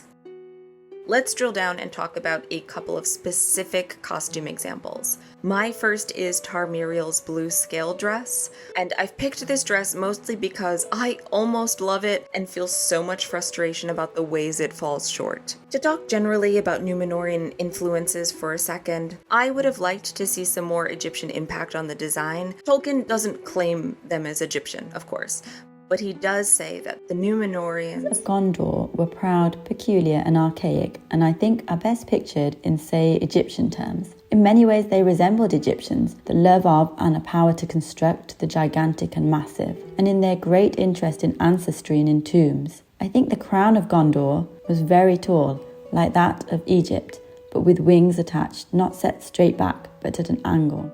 There was also, quote, Nori Nan, the Valley of the Tombs, for its head chambers were cut in the rock at the base of the mountain, in which were the tombs of the kings and queens of Numenor.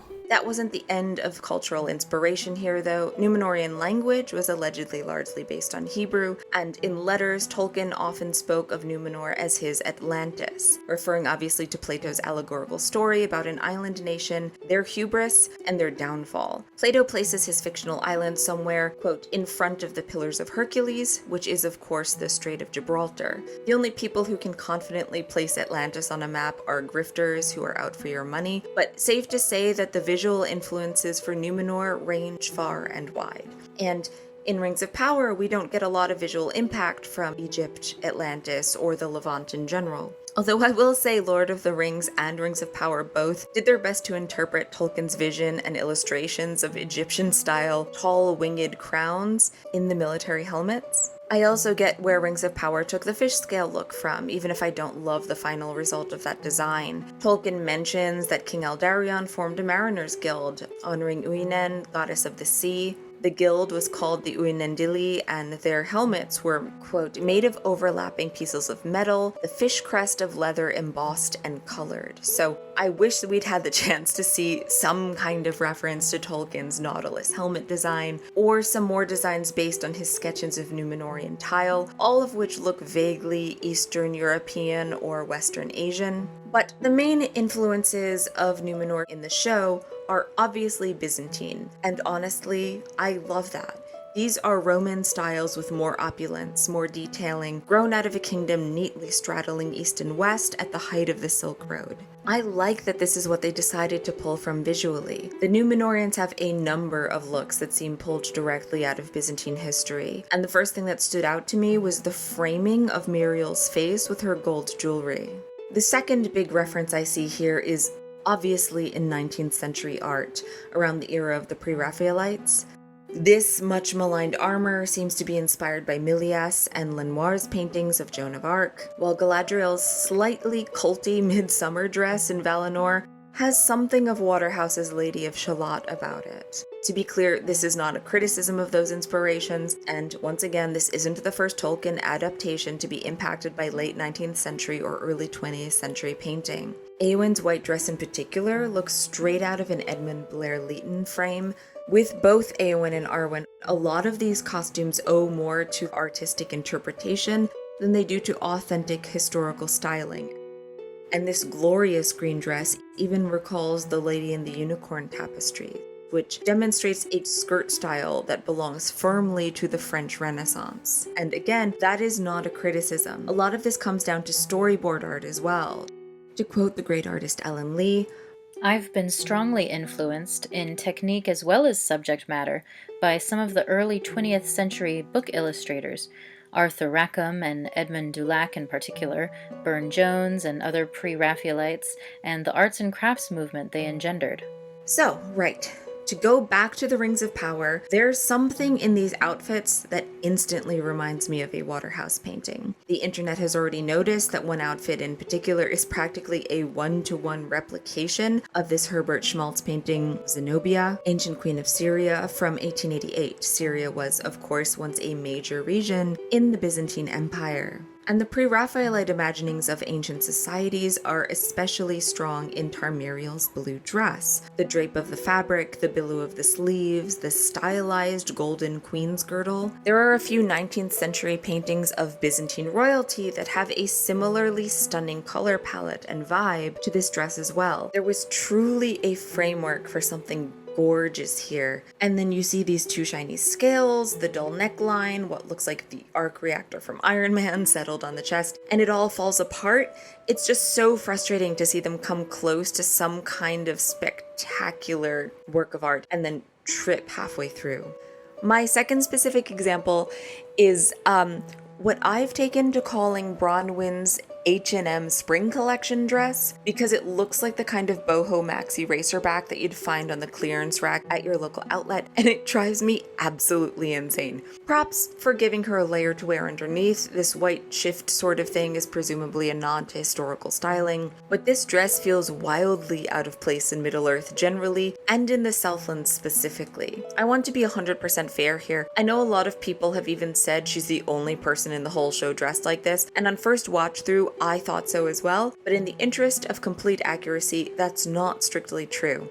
At least two other ladies, one coming through the door as a refugee here at Ostirith, and one visible in this crowd scene during Bronwyn's speech, wear a similar spaghetti strap type of situation. Presumably they all shopped at the same Forever 21 before it fell into an orc tunnel. I don't know. There's also this one lady on a raft near Numenor, who supposedly came from the Southlands. I think she is wearing almost the exact same dress as Bronwyn, albeit in a different color.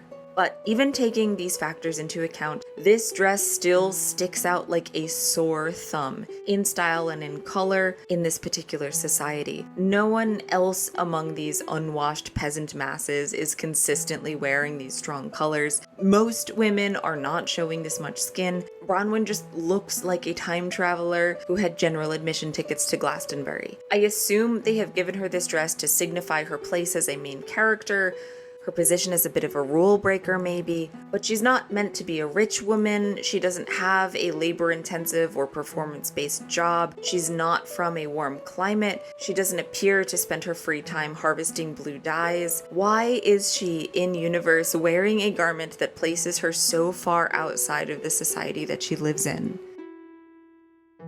Last point of argument for this section, and it's both costuming and adhering to the lore. Galadriel has the Star of Feanor on her breastplate, but she is not and never was Feanorian, nor did she align with them ideologically, as she belongs to the House of Finarfin, Feanor's brother, and Finarfin, as all the houses of the Noldor, had his own sigil. This is also used on Gil-galad's golden raiment that he wears, but Gil-galad, as the son of Orodreth, Galadriel's nephew by way of her brother Angrod, would bear the sigil of Finarfin, or his own sigil as High King. The heraldry of the Noldor is actually well documented, and to see it all boiled down to one device is a frustrating simplistic depiction of Elvish and specifically Noldoran customs and history. For the showrunners, I'm wondering if you could address any of the controversy surrounding the crest on Galadriel's armor. We would need Kate Hawley here, who has done a wonderfully deep dive with every single filigree, every single crest, every single detail, and the things we've discussed at length. But we need her to speak more. JD, I can give a little context, though. Please. Something I don't believe the internet has considered yet is it's not actually her armor; it's a gift from someone else. This is true.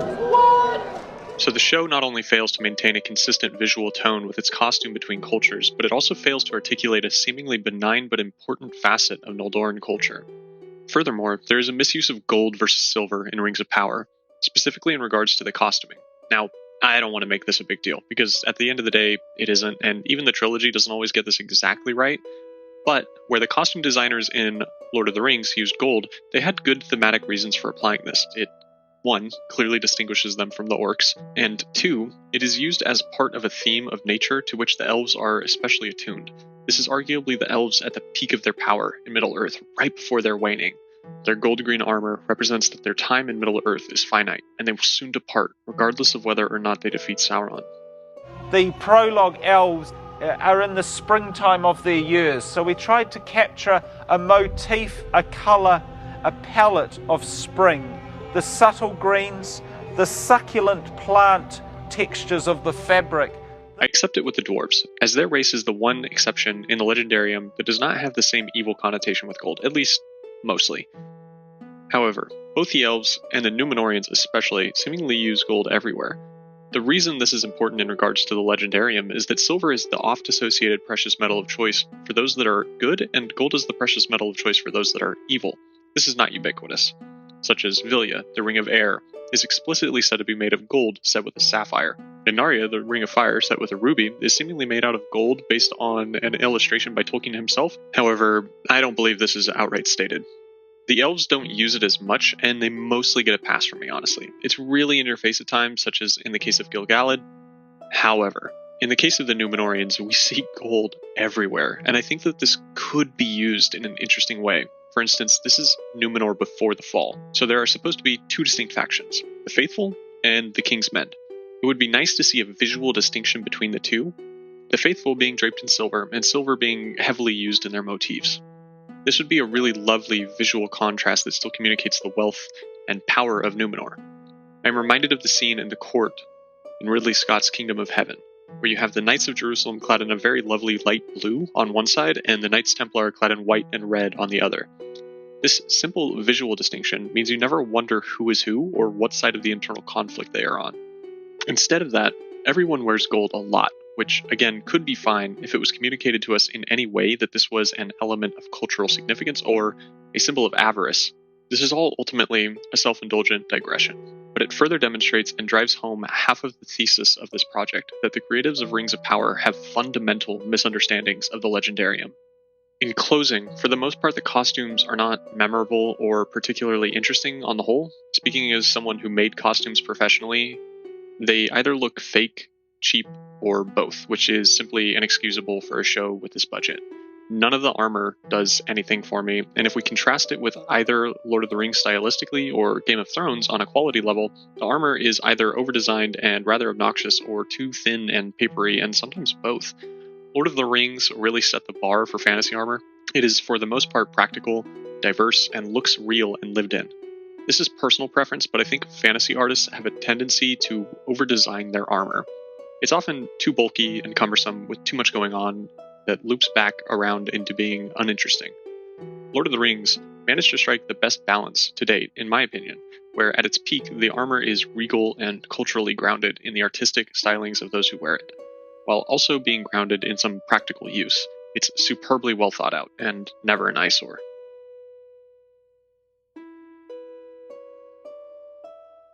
Credit where it's due, Joseph Mall puts in an amazing, nuanced, stage-worthy performance for this show and is easily one of the acting standouts. I'm interested to see what the new actor for Adar can bring to the screen in the second season, but Mall will be sorely missed. He consistently had some of the best dialogue, the most convincing delivery, and the most complicated morality. It's unfortunate that Adar is the only real nuance among the orcs that we get, though. He talks about them like they're his children, like they deserve a home, and then we get very little else from them that doesn't show them to be a ravening evil horde. There's no compassion on display here, there's very little complex thought, and you can obviously claim these factors make the orcs no less worthy of life, but it would help Adar's case if he were not the only one in his camp shown to have any type of conscience. I almost wondered if this narrative was being built on purpose, if during his discussion with Galadriel, she would turn his speech around and tell him that he's not only mistaken, worse, he's lying to himself. He is projecting his only barely retained capacity for empathy onto his orc children, grasping desperately at the chance to build something with meaning, to find worth in the existence he has now,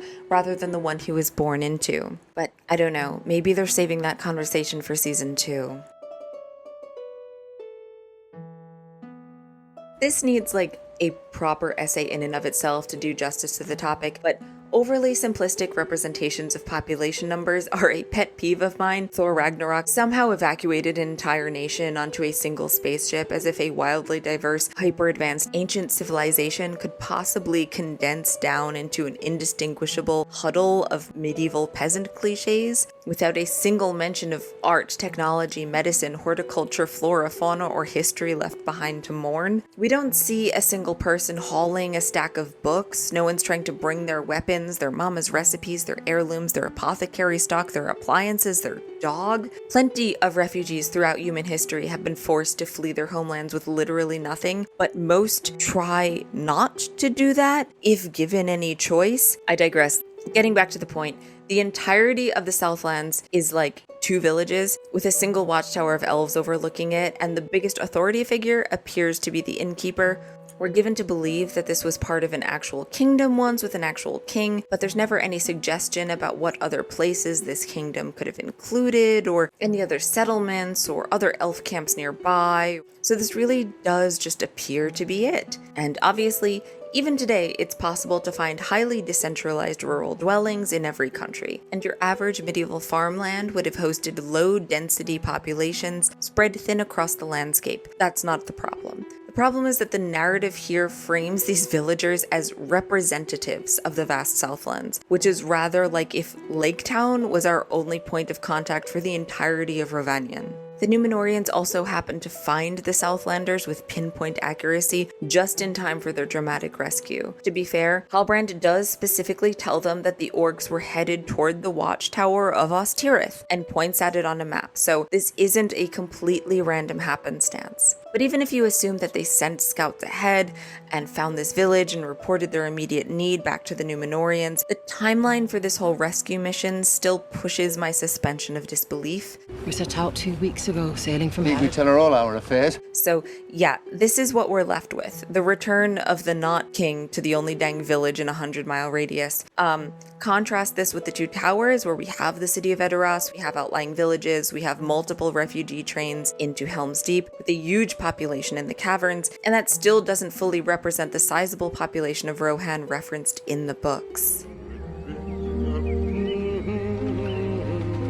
A lot of the discourse around this show has inevitably fallen into comparison, and this video is no different. Comparison between the show and the movie trilogy, or even the show and the Hobbit trilogy. Some of that is inescapable and valid, but some of it also isn't, so please consider this a short list summarizing and countering several of these points. Number 1. The Rings of Power and the Peter Jackson trilogy both diverged from canon, and therefore these properties should receive equal criticism. Counter-argument? No. The Lord of the Rings trilogy is objectively a set of fantastically made movies, even if you remove the factor of adaptation. The acting is good, the script is good, the characters are wonderful, the costuming is fantastic. You don't have to like the films. You don't have to like the way that they put Tolkien's work on screen, but they were masterfully made in an objective sense. Number 2. The Rings of Power and the Peter Jackson trilogy both diverged from canon, and therefore those changes should receive equal criticism. Counter-argument? No. Opinion here is not universal, nor does it need to be, but Many changes in the movie trilogy were at least justified within the universe of the films, and aided in the narrative that the writers wanted to tell, even if that narrative differed from Tolkien's. There may have been inaccuracies or outright contradictions, but the film still maintained a general internal consistency, and some of the changes even made for compelling character arcs or iconic visuals. Number 3. The Rings of Power and the Peter Jackson trilogy differ in that the movie trilogy didn't diverge from Tolkien canon in any controversial ways, didn't make any changes based on the production team's personal tastes, and were universally well received by fans. Counter-argument, no, fuck no, were you even on the internet in 2001? Christopher Tolkien, long entrusted with his father's legacy, hated the films. He said of them in interview, "They eviscerated the book by making it an action movie for young people aged 15 to 25. The chasm between the beauty and seriousness of the work and what it has become has overwhelmed me. The commercialization has reduced the aesthetic and philosophical impact of the creation to nothing. There is only one solution for me: to turn my head away." And I don't think he can be much criticized for that. His introduction to the world was as a bedtime story in his childhood. He received notes on it in letters from his father while serving on the African front in World War II. Tolkien himself was not a man who enthusiastically patronized movie theaters in general. As of 1952, Tolkien had never even seen a tape recorder before. And while he grew to delight in using one to record his narration of Lord of the Rings, his first reaction was to tape his recitation of the Lord's Prayer in Gothic in order to, and by all accounts he said this quite whimsically, cast out any devil that might be hiding inside the machine. So, here's a short list of things that were the absolute end of the fucking world and had ruined Tolkien irreparably to hear fans tell it at the time. Arwen's action scene, Faramir's change in character, Denethor's change in character, the elves showing up at Helm's Deep, the army of dead as Deus Ex Machina, Elrond's characterization. And I'll be real here, I kind of liked his portrayal in The Hobbit better. Aragorn's change in character, Aragorn's side story in The Two Towers, Aragorn cutting the head off of an emissary, Aragorn doing this shit, the lack of the Dunedain, the lack of the Grey Company, Sam not wanting to give the ring back, Gimli becoming comic relief, the Balrog making noise, the existence of big action scenes, Saruman's death, Legolas on that Mumakil, the removal of the Scouring of the Shire, Frodo's conflict with Sam, Tom Bombadil, because some people really cared about that. Also, by his letters, Tolkien imagined Aragorn, Boromir, and Faramir as beardless, so their facial hair is wrong, their eye color is wrong, their hair color is wrong. And Frodo's American. I was there, Gandalf. I was in the message boards 20-odd years ago. These are my favorite movies on the planet, but I refuse to engage in revisionism just because I have a new thing to be annoyed about. There's a real issue with Galadriel's characterization, but while watching the show I found the exact nature of it difficult to pin down. The issue isn't that she's angry, that could be the setup for a powerful character arc, and I think that's even what they were attempting to do here. She wouldn't be the first elf to have a thirst for vengeance. Canonically, her grandsons Elladan and Elrohir, Elrond's sons and Arwen's brothers, have a particular taste for killing orcs after their mother, Galadriel's daughter, was captured and tormented by an orc horde. Similarly, Feanor, who's kind of the reason that there's so many problems in Middle-earth, at least in part, was also motivated largely by a sense of vengeance. The issue isn't that they gave her a weapon. To be clear, Galadriel is magically powerful and shouldn't need to swing a sword in order to display her strength, but depending on the nuances of the betrayal, it doesn't automatically diminish her either. Gandalf is also magically powerful, and he wields the sword Glamdring. Gil-galad was the original keeper of the Elven rings, Vilya and Naria, but was also martially capable, dueling Sauron with his weapon Aiglos after putting those rings aside during the Battle of the Last Alliance. Elrond will eventually wear Vilya himself and has magic of his own, but he still, quote, was the herald of Gil-galad and marched with his host. I suppose the text never specifically tells us he held a weapon while doing so, but I think you can extrapolate without too much risk. And similarly, the Lady of Lothlorien to be wielding a sword isn't something Tolkien wrote about, but her active presence on a battlefield is firmly within her experience if you look at the source material. Galadriel is specifically pointed out by Tolkien as being not only exceptionally athletic, but tall, even for a woman of the Noldor, who were already noted for being tall. Not only that, but Tolkien also tells us that the meaningful difference among the Neri and Nisi is child-rearing. but that the social differences were just that, more socially derived. Neri and Nisi were much more similar in physical ability than the men and women of mankind. More than this, Tolkien explicitly tells us in the laws and customs of the Eldar that the Nisi were, in times of need, just as capable and ready to defend their people as their Neri counterparts. Now, that shouldn't be misconstrued into thinking that the Nisi were regularly marching to war with the Neri. That's almost certainly not what Tolkien meant, but it does demonstrate that Tolkien imagined the elves to be quite martial in their ability and culture at need. A good example of this might be in the Hobbit films, where the Nisi are seen alongside the Neri as a sort of ranger, fighting and trying to push back the forces of darkness that are on the doorstep of their hidden kingdom. Even more important than that, though, Tolkien stated in Histories of Middle-earth, Volume 9, The Peoples of Middle-earth, The Shibboleth of Feanor, that's a mouthful, that Galadriel fought fiercely in defense of her mother's kin at the kinslaying at Aqualonde. On top of this, we have Appendix B. Celebrimbor came forth and led the host of Lorien over Anduin in many boats. They took Dol Guldur, and Galadriel threw down its walls and laid bare its pits, and the forest was cleansed. This one was presumably a magical battle, and one would assume Galadriel was using her ring Nenya to destroy the protective magics on the tower, rather than personally flinging a javelin around. But we have no further canonical details. Maybe Galadriel learned how to operate a giant forklift, I don't know. But in summary, Galadriel was capable, as were all the Nisi. She did fight in at least one battle, and she was noted for her athleticism. The show diverges in the specific time frame when it shows us those things, as she would have taken a shift toward the magical after her time with Melian, the Maya, and Doriath. But on the whole, this is not the worst element of the timeline that the show changes or gets wrong. Also, the problem isn't really the performance. Morfydd Clark has a few really shining moments in her portrayal where we see what could have been if she'd been given a consistently and sensibly written character, and she also clearly worked really, really hard on her action scenes. I really hope we get the chance to witness material worthy of her skills in Season 2. But no, the issue with Galadriel, I think, is that she's thousands of years old. To be clear, both Gil-galad and Celebrimbor are significantly younger than her, even though they cast actors who look quite a bit older, and she's acting like a petulant child. She's aggressive when the situation doesn't call for it. She's undiplomatic. Halbrand has to, put a hand on her shoulder and practically teach her how to be a politician. She's not wise. She doesn't seem ancient. She doesn't try to save anyone's life on that raft. She only expresses sympathy when she can directly relate to the person's experience. She doesn't help anyone during the explosion of Orodruin. She threatens to stab Elendil for no justifiable reason. Galadriel, the Lady of Light, casually threatens to stab Elendil, future High King of Gondor and Arnor, and she's not even angry and terrifying in the way that a grieving and revenge-bent multi-thousand-year-old elf of her lineage could be.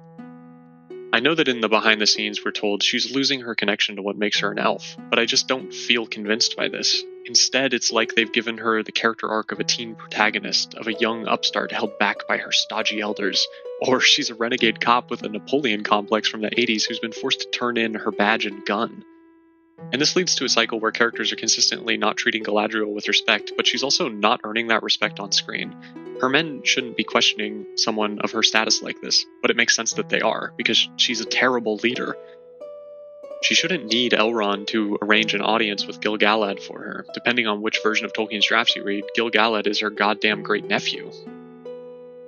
They could have a bond in grief over the loss of her brother Finrod, who again was Gil-galad's great-uncle, who he would have known in Nargothrond, even if his mourning is more distant, or the death of Orodreth and Angrod, Gil-galad's father and grandfather. And Elrond's conversations with Galadriel are lovely, but one day he'll be her fucking son-in-law. This discussion about leaving for Valinor sounds like one he might have with his wife Celebrimbor someday, Galadriel's daughter, about the injuries to her spirit. And I don't prescribe malice to the showrunners here. I think they had good intentions and assumed that creating a relatable, interesting character at the start of a long character arc meant making her a deeply flawed underdog-type figure. But effectively, they just took the most ancient and powerful elf in Middle-earth and made those around her not respect her, while simultaneously having several characters espouse how great she is and look on her with fawning adulation, such as Arondir. She also didn't have a proper character arc. Her talk with Adar might be one of the better non-Elrond, Disa, Durin conversations in the show, but her 180 turn from "I want to do an orc genocide" to lecturing Theo about anger, which would be a good line without context, happens literally in the space of one episode. Galadriel says some truly horrible things to Adar here, and between this episode and the next, flip-flops so wildly in her convictions that I can't tell if it's intended as evidence of her confusion or if it's straight-up inconsistency. Seeing Galadriel play a delicate game with Taramiriel and make use of her infinite knowledge while in Numenor could have been so interesting. Instead of threatening her, to what end I don't even understand. Like, was Galadriel going to stab the queen and steal a boat? Was that the play? Turning her story around and making her one of the only voices openly suspicious of Halbrand, having quietly been onto him from the start but playing the long game until she has him trapped into revealing himself, but then maybe Celebrimbor doesn't believe her because she's been seeing Sauron in shadows for so long, that could have been so much more fun than making her directly to blame for everything that unfolds. So this kind of connects to the section about out-of-place language, but I felt like it deserved a more focused lens. The Elven speech patterns in this show feel inconsistent. The dialogue is an issue that you can find across the board on the show, but it's most noticeable and egregious when it comes to the Elves. Every time they use too many contractions, every time their conversation is too casual, it just jerks me from immersion a little bit. Did you draw some water? And this doesn't mean that all of their speech has to be stodgy and lofty. Another issue with the show's dialogue is that it feels like characters sometimes resort to delivering grand speeches or employing over-the-top metaphors instead of having a regular conversation. But the lack of consistency is noticeable, and it really adds to the main problem here, which is the elves don't often feel like elves. Instead, they feel far too human. There's a scene on the raft where Galadriel's hair is pulled back to show her ears, revealing that she's an elf, and just everything about that feels wrong to me. Of course, not everyone in Middle-earth knows what an elf looks like, so people who are not elves have canonically been mistaken for them in the past, but elves aren't just long-lived humans with pointy ears, and in the text, Galadriel radiates the soft glow of the light of Valinor. She is unmistakably an elf, arguably even the elf. It feels off that she is implied to be so human passing here. There's also a really hilarious bit in the behind-the-scenes featurette. We have kind of like a timeless wisdom or dignity in the way that we dispatch with an opponent within a fight. And clearly they thought during production that they were giving care to the style of Elven movement. We go, okay, he's an elf. Then the movements adapt to the foundation that we built. There are places where you can see the grace and the coordination, but then at other times it completely disappears. The elves in general are pedestrian in the way that they hold themselves, in their facial expressions, their demeanor in battle, in their body language. Not always, not in every scene, but regularly enough for it to be a pervasive issue. Elves had millennia to hone their individual ability in war. They've seen the horrors of conflict more times than humans could comprehend. And I don't need this to be displayed by, a scene where someone skateboards down a staircase while shooting arrows. We don't need that. But a general poise and hyper-competency is important to maintaining the vibe. So why are they so affected by the cold rather than singing as they travel with strains of Sindarin drifting down the mountain on the wind? Why can none of them effectively fight this warg? Why can none of them fight this troll? We're clearly still in a universe where feats of athletics befitting movieverse Legolas are possible, so what is happening?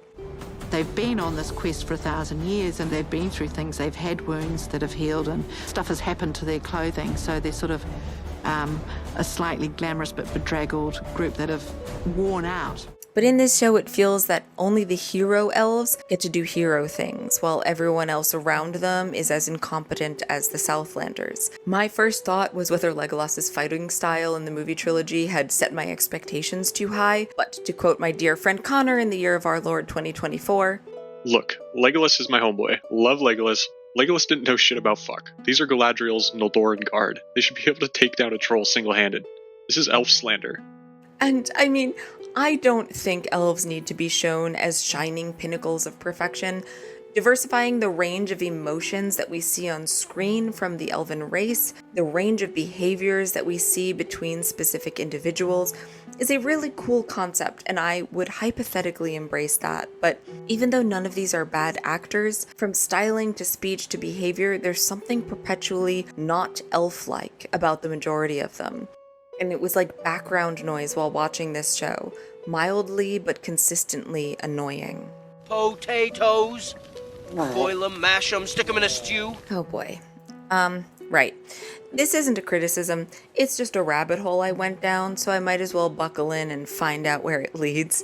Because there's something that appears in Rings of Power, which also appeared to a certain extent in both the movie trilogy and in Tolkien's original writing, that doesn't realistically match the setting's faux European fantasy aesthetic. And it's not immersion breaking for me, but ever since this one asshole in the Southlands decided to start an argument, I haven't been able to stop thinking about it. So, potatoes! Potatoes are what we call a New World food, imported from the Americas in the 16th century, and obviously not indigenous to Britain or to Europe. But here they are, in Middle-earth. This isn't a mistake on the part of the show. Not only do they feature famously in the movie trilogy, this is straight out of Tolkien, and I can't find a record of him discussing this anywhere, not to defend it or explain it away or anything else. Beleriand, a northwestern region of Middle-earth during the First Age, which later was destroyed and sank into the waves, may also have had potatoes, quote, the children of Hurin. But when they were washed, the roots proved white and fleshy with their skins. And when boiled, they were good to eat, somewhat like bread. And the outlaws were glad of them, for they had long lacked bread, save when they could steal it. But like, Beleriand wasn't meant to be culturally Peruvian, so I don't know. Corn is another culprit, or maize, to be more specific. It's right there in the middle of the books and films, yet corn is from Mexico, brought up the Mississippi River and cultivated there, and not appearing in Europe until Christopher Columbus took it across the sea himself. Of course, corn in England could be taken as shorthand for any cereal crop rather than maize specifically, but at least in the Jackson movies, it's just sitting there, quietly anachronistic, if again you can even use that word in a fantasy setting, being corn. Appendix A arguably suggests it as a foreign import. And coming among them, the Numenorians taught them many things. Corn and wine they brought, and they instructed men in the sowing of seed and the grinding of grain, in the hewing of wood and the shaping of stone. So, either corn means a generic grain and this passage is irrelevant to the issue at hand, or corn does mean maize and the Numenorians have, like, a contact south of the North American border. Either way, Movieverse farmer Maggot has a lot of questions to answer. Interestingly though, early editions of The Hobbit, which mention tomatoes, these of course originally hailing from South and Central America, later saw that mention erased and changed to pickles in the third revision of the text. Tomatoes are still included in the movies, and depending on where you sit regarding authorial intent, I suppose this either is or isn't accurate to the legendarium. Another thing that Tolkien sort of addressed, but sort of didn't, is tobacco. In The Hobbit, the characters smoke tobacco, and it is explicitly called this. In The Lord of the Rings, they smoke the ambiguous pipeweed, a strain of something called Nicotiana. And this one is given a direct explanation. Pipeweed was brought from across the seas by the Numenorians in the Second Age. Prologue 2 concerning pipeweed. Observations I have made on my own journey south have convinced me that the weed itself is not native to our parts of the world, but came northward from the lower Anduin, whither it was, I suspect, originally brought over the sea by the men of Westernesse. It grows abundantly in Gondor, and there is richer and larger in the north, where it is never found wild. Right, okay. Relevant to note here that Middle-earth is a fantasy world, but there were also allusions to it being an alternative ancient history of the world we know today. To quote Tolkien's letters, Middle-earth, by the way, is not a name of a never-never land without relation to the world we live in, like the Mercury of Edison. It is just a use of Middle English, Middle-earth, or earth, altered from Old English Midangiad, the name for the inhabited lands of men between the seas. And though I have not attempted to relate the shape of the mountains and land masses to what geologists may say or surmise about the nearer past, imaginatively this history is supposed to take place in a period of the actual old world of this planet.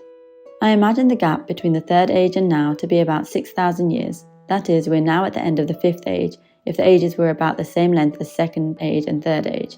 But they have, I think, quickened, and I imagine we are actually at the end of the 6th Age or in the 7th. May I say that all this is mythical and not any kind of new religion or vision.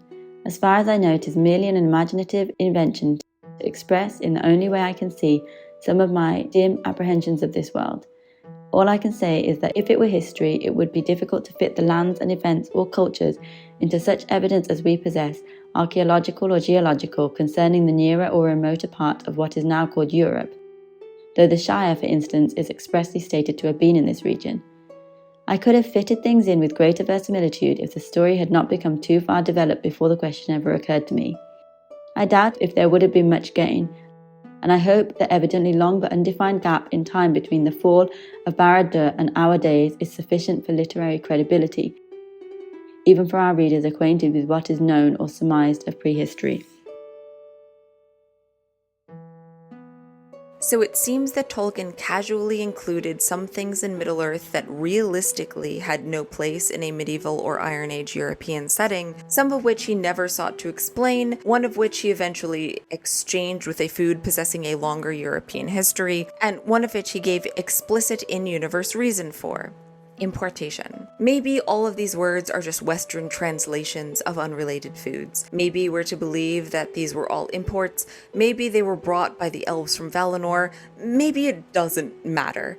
And if I had to guess, I'd say that this is because they all had become an integrated part of everyday English life by the time Tolkien was writing. These things reflected the world around him, just like Bilbo's mantelpiece clock, even though clocks weren't invented until the Renaissance, and his silk jacket, even though silk came from China and didn't hit Western Europe until the Crusades, and his tea, even though tea arrived in England in the 17th century. They're anachronistic to a medieval Western European setting, but at risk of oversimplifying, they suit the intended vibe of Tolkien's more modern conceptualization for the hobbits. In fact, in a famous letter to his publishers, Tolkien specifically wrote, "The Shire is more or less a Warwickshire village of about the period of Queen Victoria's Diamond Jubilee in 1897. Obviously, 1897 is not medieval, and this is, in a way, the opposite of the Tiffany problem that we mentioned earlier in the video. The Tiffany problem, again, refers to the concept that something can be historically accurate,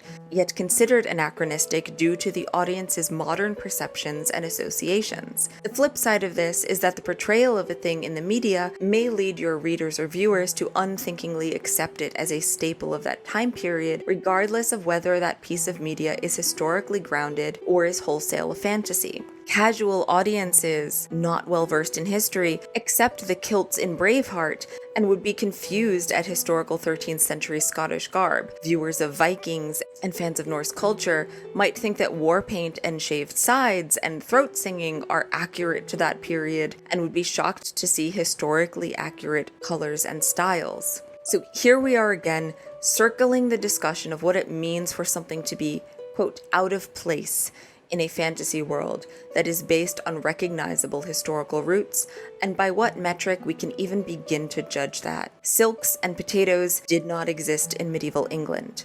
Silks and potatoes exist in Middle-earth. All of this is not actually the rabbit hole that a sack of Southland potatoes sent me down, though. The rabbit hole was this: that while I accept these elements of Middle-earth unblinkingly when presented as inclusions of Tolkien's, as new additions to the world via adaptation, I probably would have attacked them as inherently paradoxical or even world-breaking. To many readers, Tolkien's word is God, and the legendarium is, of course, complex, intricate, and unassailable. This is true, but there are many areas in which the world he built also has soft borders. So yes, maize and tomatoes might or might not be Tolkienian, but more to the point, accurate representation of the Middle Ages isn't in and of itself automatically accurate to the human cultures of Middle-earth. The Shire is an anachronism.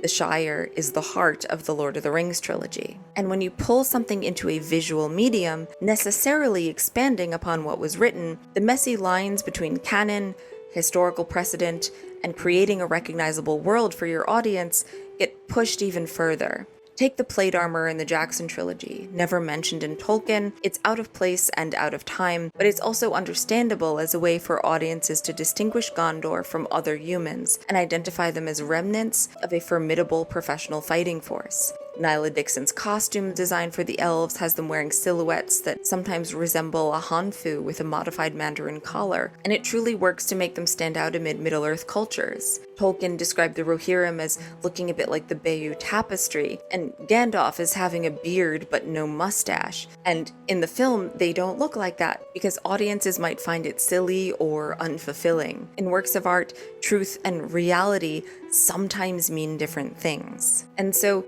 sitting here, having dug down to the bottom of the rabbit hole, my inevitable question is whether I should maybe cut the Rings of Power costume designers a little slack for using fabric that don't look like they could have existed in medieval Europe. Maybe Farmer Maggot's cornfield is a point of discussion, but not worth getting actively riled about. Maybe I can accept that plate armor accurately conveys the intended vibe, even if Tolkien never wrote about it. Maybe, as we've explored, the boundaries of what can be considered anachronism are more malleable than I had previously considered.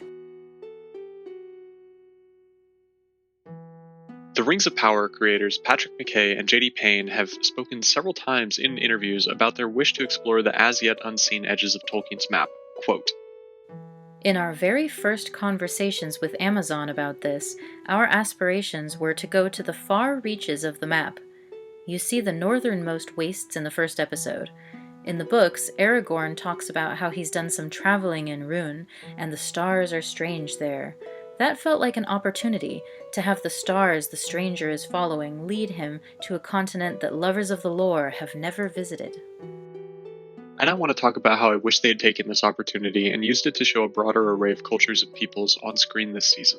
Colorblind casting in fictional properties is easy. It's been a practice in professional theater since the 1950s, more than 100 years after its first recorded instance in a Shakespearean production, which was itself 200 years after women on stage stopped being played by men in drag and started being played by women.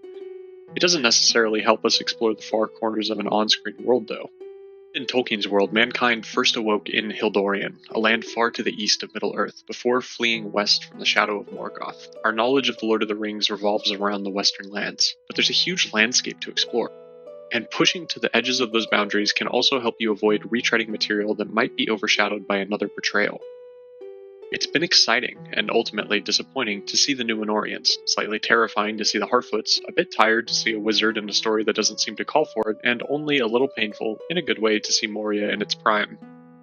We also got the Jon Snow climbing the ice wall sequence in the Ferodwaith.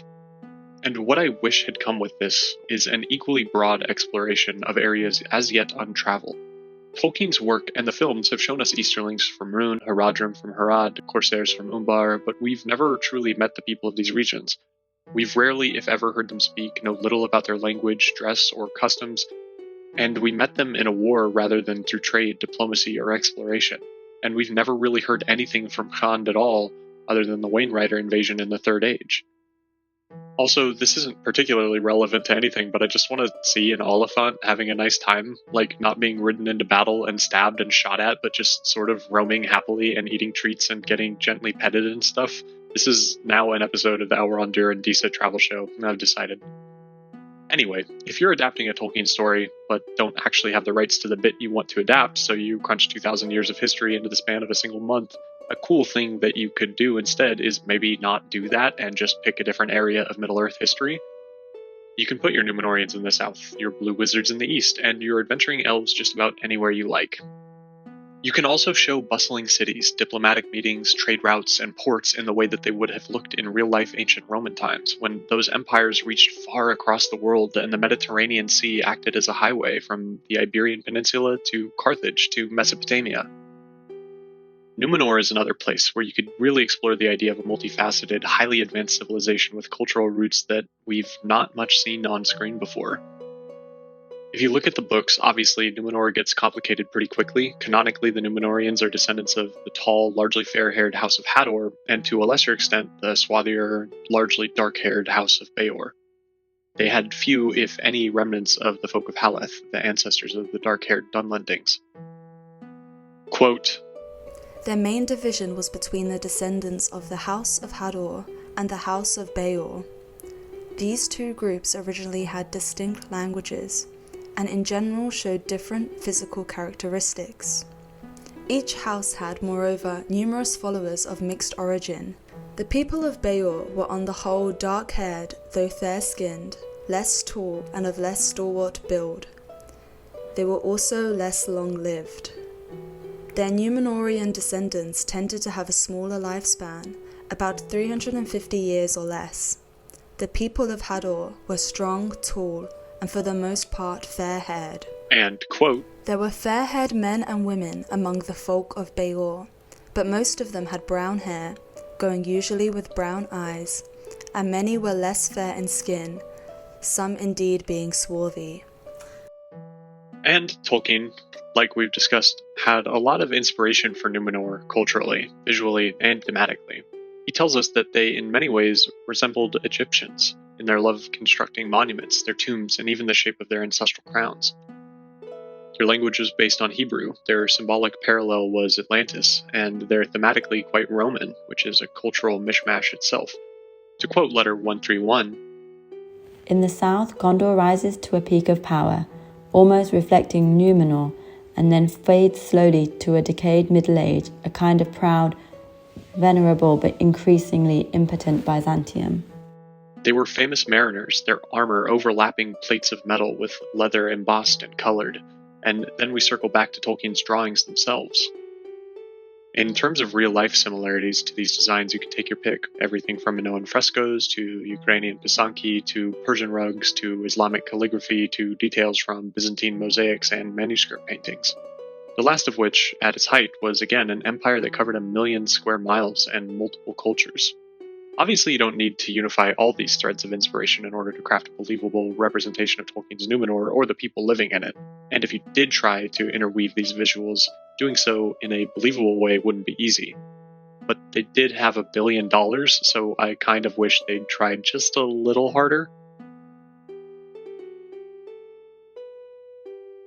About midway through watching Rings of Power, one of my good friends realized that the reason the Harfoots had been activating her personal fight-or-flight response the whole time is because they reminded her of these mythical hairy little gremlins from southern African folklore called Tokoloshi. The Harfoots run around unseen, and the hunters can't spot them in the tall grass. They threaten death upon their caravan mates. Take their wheels and leave them! There's a literal marimba theme that plays in the background sometimes when they're on screen.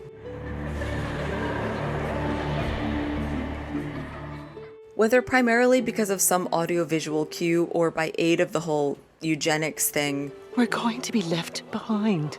They just read on screen as evil to her because of specific cultural connotations that the screenwriters probably have never encountered in their lives before and most likely never will in the future. And the Brandyfoot cart will be with us. At the back of the caravan. At the back? I wouldn't call that a critique. That is very funny to me. I want to reiterate that I don't think Rings of Power is the worst show I've ever seen. It's really not. In many aspects, it's not good, but I have watched infinitely worse things in my life. And credit should be given where it's due. Like with any major production, a lot of really talented, really passionate people undoubtedly worked very hard on this series. In the behind the scenes, there's a nice little bit about how the attending florists were working really hard to get these flowers to bloom that were completely out of season, and they had thousands of them. Things like that stick out in my mind. How long have you been working on it? I joined the project in 2018. Yeah. We're at 4.5 years here. This is a big moment, you The guys. labor of love. We're like super emotional right now. I don't know if you can tell. The problem is that it's trying to adapt one of the most influential stories in Western literary history, and in doing so, it only barely managed a rather generic season of television. On its face, it's ambitious, but in practice, it plays it incredibly safe, exhibits a few serious failures of internal logic, and fails to be compelling. I get why some people who aren't Tolkien fans could enjoy the show. I get that some people just enjoy having big-budget fantasy stories on their screen, and I get that not every fan of Middle-earth finished Season 1 with the urge to sit down and write a 27,000-word video essay with their friends. But this is the most expensive show ever made. They had $1 billion. Adjusted for inflation, you could either have a few seasons of this show, or you could build and launch Apollo 11 to the moon again. Money can't buy everything, but really, couldn't it have bought something a little better than this? A few things as we wrap up. One is that I mean it very sincerely when I say that I want Season 2 to be good. I want to have good Lord of the Rings content on my screen. I want to dedicate my time to things that are well made and which bring me joy. I am rooting for these guys. The other thing is this. We are fans of one of the greatest works of literature of the 20th century. We should consider it our pride to engage in discourse with more grace and maturity than a man on a street corner strumming or sending hate to a 9-year-old. It's no one's obligation to enjoy an adaptation of any kind or to restrain themselves from expressing their opinion. And I get as angry as anyone else does when the things I love are meddled with in the name of mega corporation profits. But I also believe that it is our duty to be constructive rather than destructive, to call out unacceptable behavior when we see it happening within our own circles. So while I have no illusions that the Lord of the Rings fan base can lay claim to more nobility of spirit than any other, call me an idealist. I believe we owe it to the quality of the source material to try.